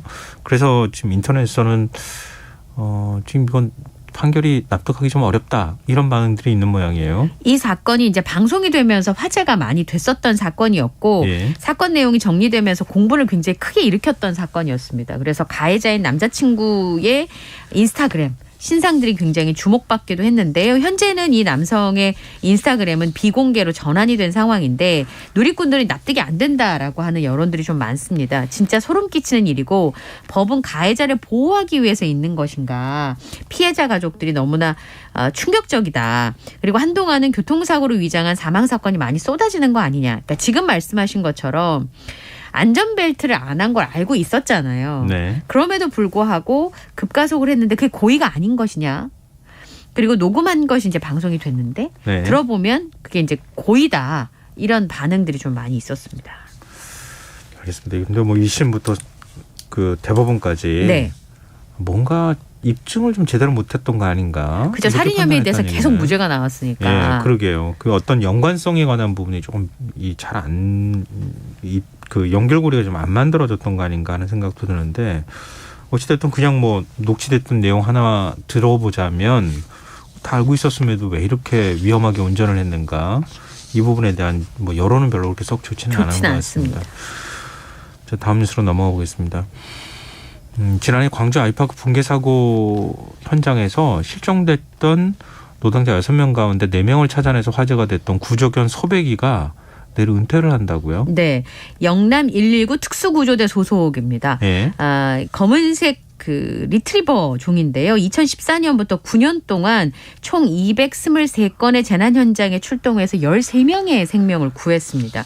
그 소백산의 전기를 받아서 구조 활동을 열심히 하자. 그래서 이름이 소백이라고 붙여졌다고 하는데요. 네. 작년 1월 11일에 아이파크 붕괴 사고 때 실종된 6명 중에 첫 번째 실종자를 찾아낸 것도 이 소백이었습니다. 그리고 이후에도 실종자 3명의 위치를 추가로 찾아냈었는데요. 그래서 119 구조경 경진대회에서 그 공로를 인정받아서 탑독이 되기도 했었고요. 대한민국 의료원 반려동물 대상을 받기도 했습니다. 후각이 굉장히 예민하고 수색 성과가 좋아서 여러 지역의 구조 활동에 참여를 했었는데 2019년에는 경북 고령에 있는 야산에서 조난당했던 78살 할아버지를 발견해서 구조하는 데 큰 역할을 했었고요. 실종이 된 나흘 뒤에 그 소백이가 5시간 수색 끝에 실종자를 찾아낸 사실이 화제가 되기도 했었습니다. 네. 지금 9살인데 굉장히 고령이래요. 수색견으로 치면. 그래서 작년 10월에 심의를 해가지고 소백이 은퇴를 지금 소방청에서 결정한 상황인데요. 은퇴 후에 좀 편안하게 남은 견생을 유지할 수 있도록 최선을 다해서 지원을 하겠다라고 합니다. 그럼 은퇴하면 어디로 가는 거예요? 소백이는요, 일반인 여성 화성에 사시는 분이 분양을 받으셨대요. 그래서 이제 반려견으로 지내게 되는데요. 네. 그동안 굉장히 열심히 자신의 임무를 수행했잖아요. 그렇죠. 그래서 편안하게 노후를 보냈으면 좋겠다는 소망을 얘기하시더라고요. 그렇게요. 많은 사람들의 생명을 구했는데 네. 힘들지 않은 견생이었으면 좋겠습니다. 그러니까요. 예. 자, 이제 마지막으로 날씨 얘기도 좀 해볼까요? 네. 오늘 서울 굉장히 포근했고요. 남부지방은 낮 기온이 영상 20도 가까이까지 올라왔어요. 네. 오늘 강릉 기온이 2시를 기준으로 했을 때 18.4도. 경주가 18.1도, 영덕이 18도, 부산이 17.2도를 기록했습니다. 갑자기 작년 11월로 돌아간 느낌이네요. 아니 근데 이게 너무 양극단이니까 정신이 없어요. 왜냐하면 얼마 전만 해도 너무 추워가지고 한파에 시달렸었는데 새해 들어서면서 갑자기 최고 기온 20도를 육박하는 거의 봄 어떤 더위 많이 타시는 분은 저한테는 여름이에요. 뭐 이렇게 얘기를 하시던데요. 그래가지고 이상한 일들이 좀 벌어졌습니다. 예. 이 낮에 덥다는 얘기가 나올 정도로 날씨가 더워지면서 누룩뱀이 깨어났는데요. 얘가 원래 겨울잠을 자야 되는데 그렇죠, 봄인 줄 알고 뱀은 겨울에. 착각해가지고 깨어나기도 했고 네. 한낮 온도가 제주 같은 경우 16.5도까지 올라가니까 매화가 봄꽃인데요. 매화가 피기도 했습니다. 그리고 제주의 유채와 동백이 선을 보이기도 했었는데 4월 초에나 깨야 되는 누룩뱀이 이제 석 달이나 일찍 깨어나는 그러니까 생태계의 교란이라고 해야 되나 혼란스러운 일들이 갑자기 날씨가 또 추워지면 어떡해요? 네, 벌어지기도 했습니다. 오늘 서울의 낮 기온이 12.5도였는데 이게 1907년에 기상 관측을 시작한 이래 가장 더운 날씨를 기록을 했고요. 또 이제 기상이변이 우리나라만 그런가 했더니 그렇지는 않더라고요. 네. 러시아와 모스크바 강이 꽁꽁 얼 정도로 추웠는데 알프스 스키장에는 잔디가 보일 정도로. 네, 굉장히 심각하다고 하잖아요, 지금. 네, 스페인에서는 지금 수영복 입고 수영한다고 하더라고요. 근데 참 그건 심각한 건데 우크라이나 전 때문에 러시아가 에너지를 무기화해서 올겨울에 정말 추운 겨울 보내겠다. 서유럽 쪽에서 걱정이 많았는데 네. 그 걱정이 싹 사라졌다. 네. 뭐 이런 얘기도 거꾸로 나오기도 하는데요. 근데 우리도 사실은 11월이 유난히 따뜻했기 때문에 지금 스키장 개장도 늦었었잖아요. 네. 다시 또 이렇게 영상 기온으로 확 올라가 버리면은 스키장은 어떡합니까? 원래 지금 겨울 축제도 지금 하는 것도 있죠. 네, 그 화천의 산천어 축제를 비롯해서 평창의 송호 축제 같은 겨울 축제들이 보통 얼음이 꽝꽝 얼으면 이제 그 얼음 낚시를 하고 이런 행사들을 준비하게 되는데요. 10일 밤부터 이제 비가 많이 온다고 하니까 우선 녹게 될 거잖아요. 그래서 그런 부분에 신경을 쓰고 있고 특히 산천어 축제는 대면으로 못했기 때문에 거의 3년 만에 열리는 건데 지금 안전이 제일 중요한 상황이기 때문에 만약에 지금은 얼음 두께가 괜찮은데 만약에 비가 와서 혹은 눈이 내려서 문제가 되면 폐장을 할 수도 있다. 이런 얘기들이 나오고 있습니다. 스키장 같은 경우도 따뜻한 기온이 이어지고 있으니까 지금 원주 같은 경우는 상대적으로 괜찮대요. 그래서 스키장을 하는 것은 문제가 없는데 제설 작업에 좀 더 공을 지금 들이고 있는 상황입니다. 근데 지금 오늘 밤 늦게부터 비 내린다고 하죠. 강원도는 또 눈 내린다는 소식도 있는데 그러면 또 날씨 추워지는 겁니까? 그렇습니다. 그러니까 제주도는 오늘 오전부터 비가 내리고 있는데요. 전국으로 점차 확대가 되겠습니다. 이번에 내리는 비가 좀 많습니다. 제주와 남해안에 겨울 폭우 수준으로 퍼부을 가능성이 굉장히 높은데요. 제주와 남해안의 경우에는 돌풍과 벼락을 동반해서 시간당 20에서 50mm의 강한 비가 내릴 것으로 예측이 됐습니다. 내일까지 제주 산지가 250mm, 제주 북부 해안 지역을 제외하고 제주와 경남 서부 남해안, 지리산 부근에는 100mm입니다. 그리고 30에서 80mm의 비가 더 예상이 되기도 하는데요. 호남 지역도 20에서 60mm 비가 더 내릴 것으로 예상이 돼서 가뭄을 한 번에 해결할 수는 없겠지만 어느 정도는 해결이 될 것으로 예상이 됩니다. 근데 문제는 비가 그치고 나면 이제 추워진다는 게 문제인데 네. 주말에 강원도 영동 쪽으로 가실 분들의 경우에는 운전도 조심하셔야 되고 기상정보에 귀를 기울이셔야 되는 게 눈이 좀 많이 내릴 것으로 예상을 하고 있습니다. 아마 지금 정확한 예상 적설량을 기상청에서 발표하고 있지는 않은데요. 네. 대설경보를 넘어서는 수준의 눈이 올 것으로 분석을 하고 있습니다. 이럴 때 제일 중요한 게 도로 상황인데 그렇죠. 특히나 눈비가 주말에 많이 내리게 되면 혼란스러운 상황들이 벌어질 수 있으니까 안전에 각별히 유의하시고요. 이제 눈비 끝나고 나면 다음 주 화요일부터 아침 기온이 영하 7도까지 떨어지고 낮에는 영상 기온에 올라가지 못하는 그런 추운 날씨가 이어질 수 있습니다. 이 날씨가 극과 극이 되면 몸도 스트레스를 엄청 많이 받거든요. 그렇죠. 그렇죠. 예, 특별히 건강관리에 주의하시기 바랍니다. 5362님 기후위기의 증거일지요. 춥고 따뜻할 때마다 걱정됩니다. 맞습니다. 이렇게. 진짜 걱정돼요. 네. 네. 4222님 소비기 소식 저희가 전해드렸는데요. 그동안 정말 고생했네요. 앞으로 행복했으면 합니다. 이렇게 또 따뜻한 문자 주시기도 하셨습니다. 네, 오늘 밤참수 여기까지 하겠습니다. 지금까지 이영경 뉴스캐스터와 함께했습니다. 고맙습니다. 감사합니다.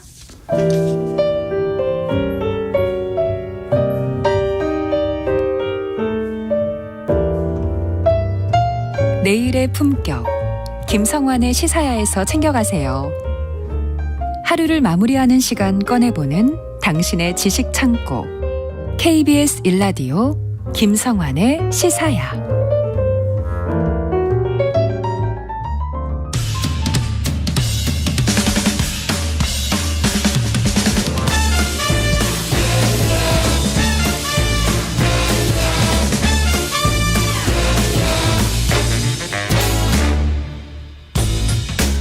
매주 목요일 흥미로운 공연을 소개해드립니다.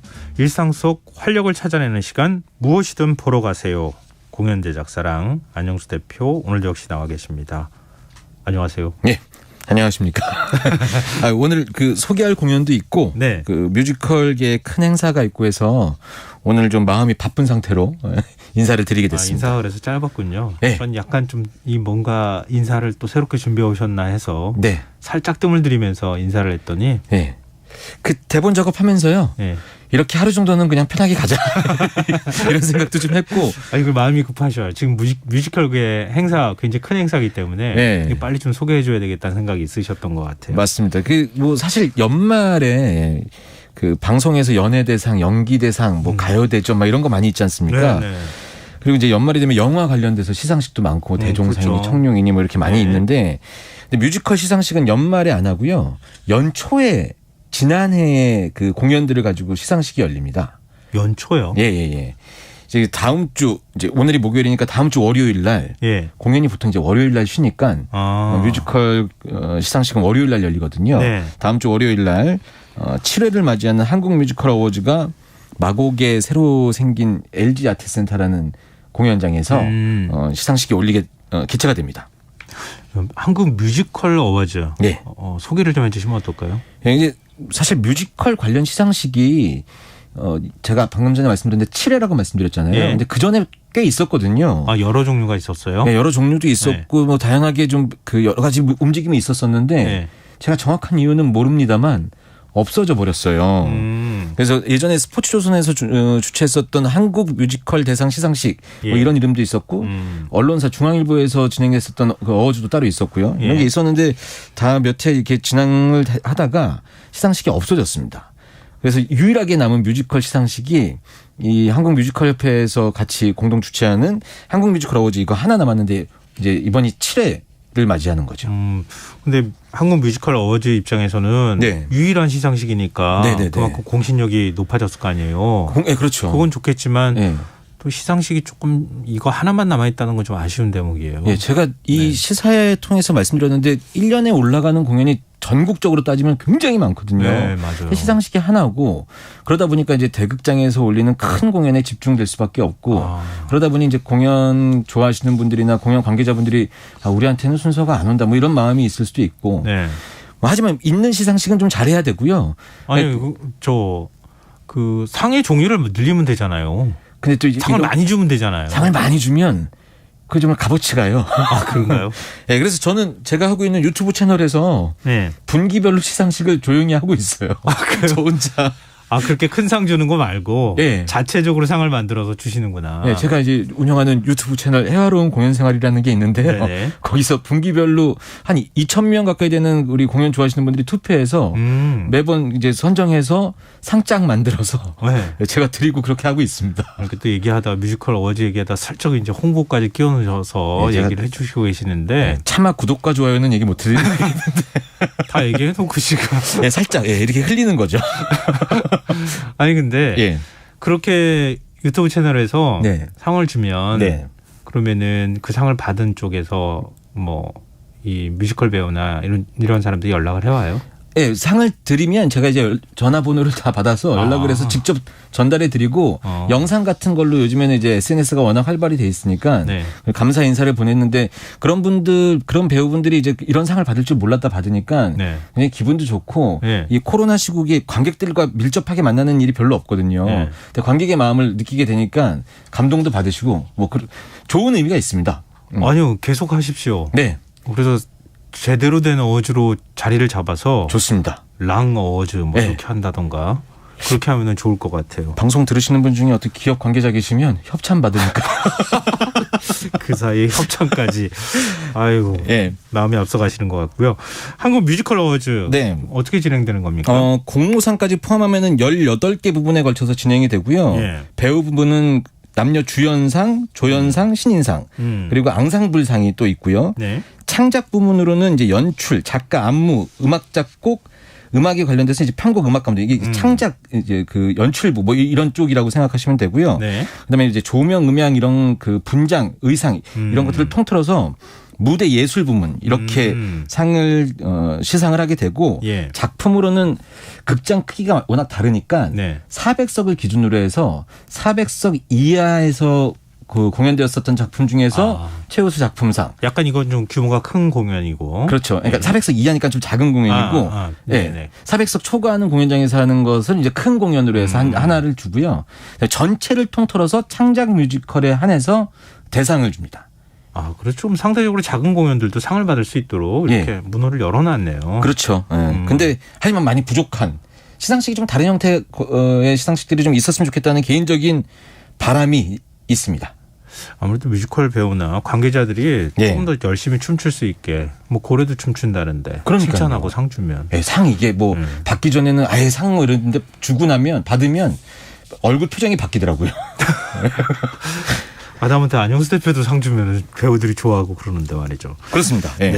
자, 그러면 올해 뮤지컬 어워즈 수상자들 예상을 좀 하실 수 있어요? 아니요, 제가 예상을 해볼 만도 한데요. 저희 회사가 지난해 400석 이하 작품상 최우수상을 받았었거든요. 근데 올해에 아무런 부문에도 이름 하나 거론되지 않았습니다. 그래서 예상하는 게 무슨 의미가 있느냐? 누가 받더라도 축하해 주자라는 마음으로 참여하게 되고 저는 이제 레드카펫 행사가 이제 그 시상식에도 있거든요. 그래서 레드카펫 진행 좀 도우면서 재미있게 즐겨보려고 하고 있습니다. 이러다가 깜짝 그냥 상 주는 거 아닌가? 후보에 올라가지 않아서요. 받을 수가 없습니다. 알겠습니다. 좀 아쉽긴 하겠지만 진심으로 축하해드리면 되죠. 즐기는 축제처럼. 알겠습니다. 자, 뮤지컬계의 유일한 시상식 한국 뮤지컬 어워즈. 월요일요? 네, 월요일입니다. 많은 분들이 좀 관심 가져주셨으면 좋겠다는 생각이 드네요.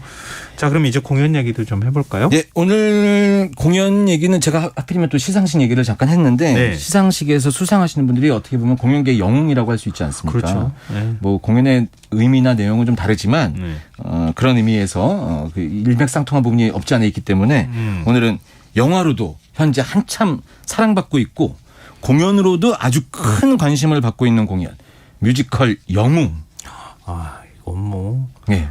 가서 보신 분들도 굉장히 많을 것 같고요. 네. 워낙 유명한 공연이라서 맞습니다. 안중근 의사가 주인공으로 나오는 그런 저 공연인 거죠. 그렇죠. 그 어떤 작품인지 사실 설명해드리기가 좀 실례가 아닌가 싶을 정도로 많이 알려진 내용의 작품이고요. 네. 이게 그 안중근 의교 100주년 기념해서 뮤지컬로 만들어졌었고 이번에 9번째 시즌을 맞이하는 거고요. 네. 안중근 의사의 그 돌아가시기 직전까지 마지막 1년을 아주 집중적으로 다룬 그런 내용의 뮤지컬입니다. 이제 영화 그 영상에서도 많이 보신 분들이 계실 텐데 지금 영화도 개봉해가지고 영화도 엄청 지금 뭐 많은 호응을 받고 있는 걸로 알고 있는데요. 그 자작나무 숲에서 약지를 이제 조국에 바치는 이 순간부터 시작해서 하얼빈역에서 이토히로 부미를 저격하고 이제 사형 집행을 맞이하는 과정까지가 이제 이 공연의 내용이고요. 영화 방금 말씀하셨는데 얼마 전에 기사 보니까 영화도 200만 넘었다고 그러더라고요. 그리고 김훈 작가도 하얼빈이라는 소설을 발표했어요. 그렇죠. 예. 그것도 많이 팔리고. 예. 예. 맞습니다.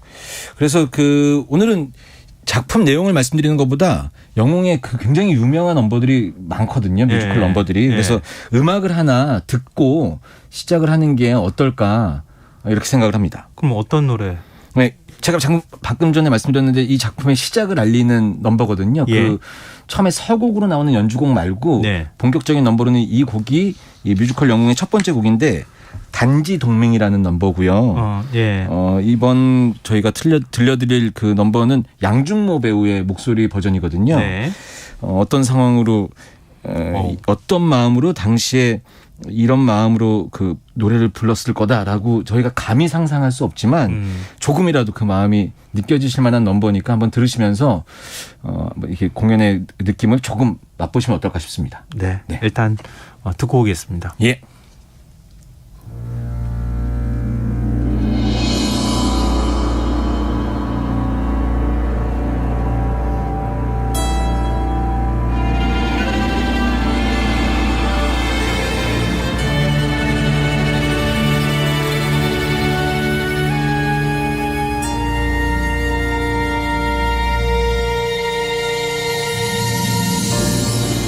조국의 하늘 아래서 살아갈 그날을 위해 수많은 동지들이 타국의 태양 아래서 싸우다 자작나무 숲으로 사라졌습니다. 그들의 간절했던 영혼이 하늘을 감동시킬 수 있도록 뜨거운 조국애와 간절함을 담아 저 안중근 이 한 손가락 조국을 위해 바치겠습니다. 울창한 자작나무 숲 망국의 땅 우리는 모였다. 간절히 기도하는 마음으로 뜨거운 심장으로 나 이 순간 맹세하나니 비록 조그마한 일이나 이것은 결의의 시작이니 뜨거운 피로서 싸우리라.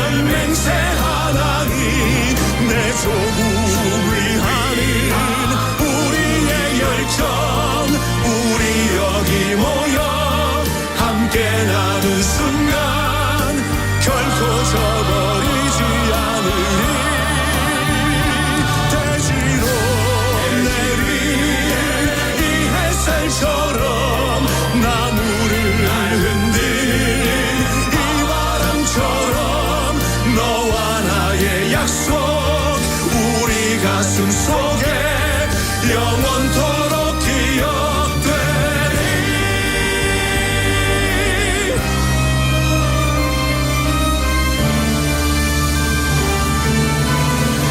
우리의 함성이 잠자는 숲을 깨우는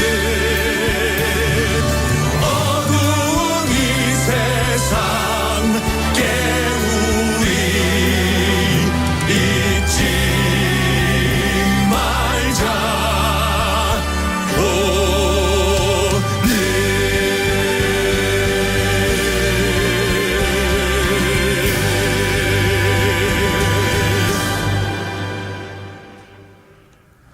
뮤지컬 영웅의 단지 동맹 양준모 배우 목소리로 들어봤습니다.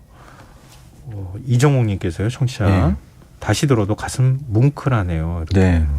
문자 주셨어요. 그리고 영웅 소매니님께서는 너무 좋아합니다. 최애 뮤지컬입니다. 이렇게 또 의견 주시기도 하셨고요. 네.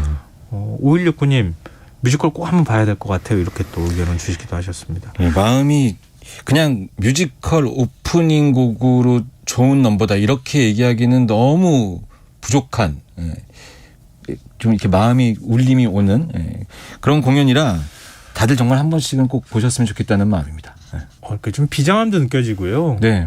지금 마음이 좀 웅장해진다고 하나? 네, 사실 그런 느낌도 받아요. 영화가 만들어져서 더 아마 공연에 대한 안내가 잘 되어 있다고 생각을 하면 이번에 처음 공연 보러 가시면은 공연의 내용을 하나도 놓치지 않고 네. 다 받아들일 수 있을 것 같아서 공연 보신데도 훨씬 더 도움이 되지 않으실까? 공연도 보시고 영화도 보시고 이렇게 하셨으면 좋겠다는 마음입니다. 네. 우리가 안중근 의사에 대해서 잘 안다고 생각하잖아요. 네. 세세하게 역사를 들여다보면 모르는 부분이 굉장히 많아요. 네. 여순 감옥에서 돌아가셨다 이렇게 알고 있는데 네. 여순 감옥이 어디 있는지 아세요? 이렇게 물어보면은 네. 아시는 분들이 별로 많지 않을 거예요. 그러니까 하얼빈에서 저격하시고 그렇죠. 그다음에 산둥반도 끝에 있는 바닷가 맨 끝에 있는 여순 감옥으로까지 이동을 하거든요. 거기서 이제 돌아가신 과정까지 다 이렇게 하나쯤 한 번쯤 역사를 이렇게 쭉 훑어보시면은 아마 감회가 새로우실 것 같고요. 그럼 뮤지컬을 또 보실 때도 굉장히 참고가 되지 않을까 맞습니다. 생각합니다. 네. 이 뮤지컬은 뭐 모르는 사람이 없을 정도로 유명하다는 얘기는 그만큼 많은 분들한테 노출도 많이 됐고 그렇습니다. 예.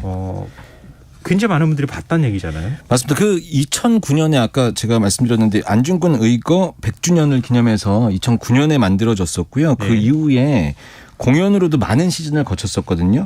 이번이 아까 9번째 시즌이라고 제가 그 말씀을 드렸는데 서울에서 초연이 된 다음에 굉장한 작품이라고 그 칭찬을 많이 받았고요.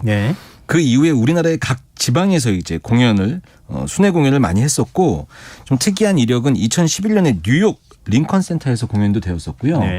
의미 있는 또 공연 장소가 있었습니다. 2015년에 하얼빈 황구극장이라는 곳에서 그곳에서 영웅을 공연했던 적도 있었죠. 그러니까 의미 있는 행보를 계속 해왔었던 공연이다. 이렇게 생각하시면 될 것 같습니다. 앞서 먼저 소설 말씀도 드렸고 영화도 지금 뭐 조마리아 여사 때문에 뭐랄까요.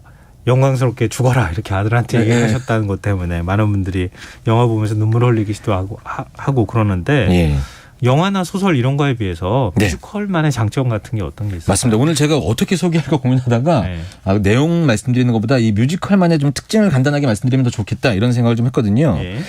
뮤지컬 영화로 국내에서 200만이 넘었다고 말씀을 드렸는데 그 영화에 나오는 그 뮤지컬 넘버보다 훨씬 더 많은 곡들이 뮤지컬에는 공연이 되어집니다. 영화에서는 뮤지컬 넘버들 중 16곡을 사용했거든요. 근데 뮤지컬에서는 영화에 나오지 않는 14곡이 더 있으니까 총 서곡까지 합해서 31곡의 넘버가 수록되어 있는 뮤지컬이에요. 그리고 이제 그 뭐 많이들 아시겠지만 뮤지컬은 라이브 연주와 함께 하시게 되니까 이 오케스트라와 함께 듣는 넘버들 방금 전에 들으셨던 단지동맹부터 시작해서 유명한 넘버들이 많은데 이 넘버들을 오케스트라와 함께 현장감으로 들으시면 그 감동과 울림이 훨씬 배가 되죠. 예. 그렇죠. 그럴 수밖에 없죠. 영화 극장의 이 음향 시스템도 굉장히 대단하지만 현장감이라는 건 또 따라올 수가 없으니까요. 예, 그런 걸 한번 느껴보셨으면 좋겠다는 생각이 듭니다. 뮤지컬 영웅 수상력도 화려하죠. 수상도 보통 수상이 아닙니다. 네. 예, 방송 초반에 제가 시상식에 관련된 말씀을 잠깐 드렸는데 지금 없어진 시상식들에서도 웬만한 시상식에서는 다 작품상을 받았었고 많은 상들을 받았는데 공통적으로 받았던 상이 남자 주연상이에요. 남자 주연상. 네, 남우주연상을 많이 받았습니다. 예.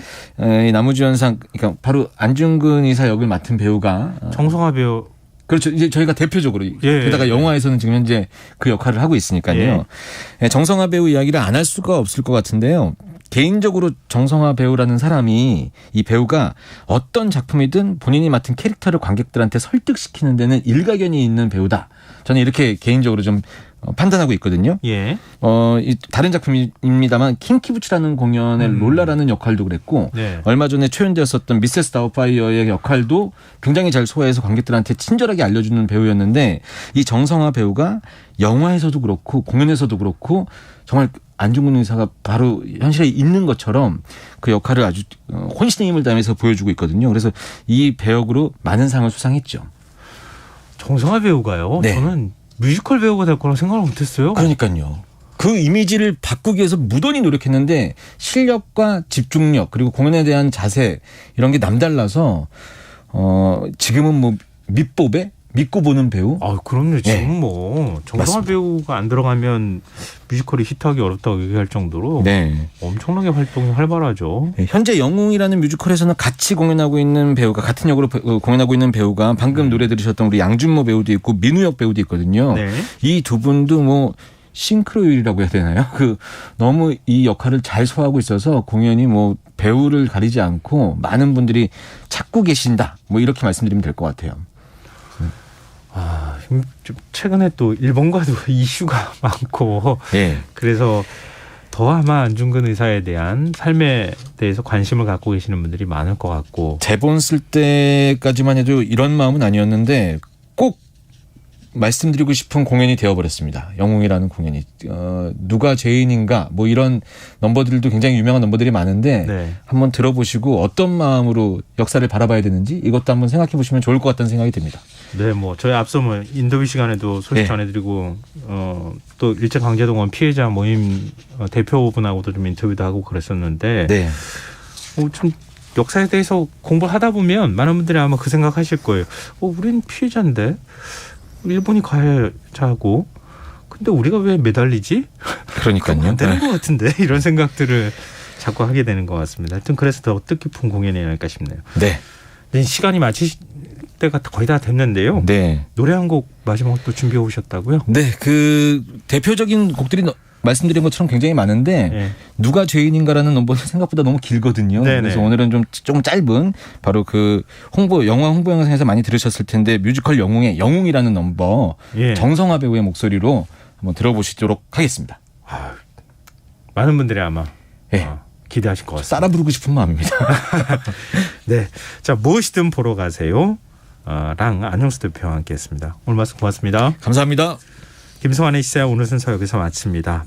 배달 외식 상품권 당첨자 5분은 저희 홈페이지 공지사항에서 확인하실 수 있도록 올려두겠습니다.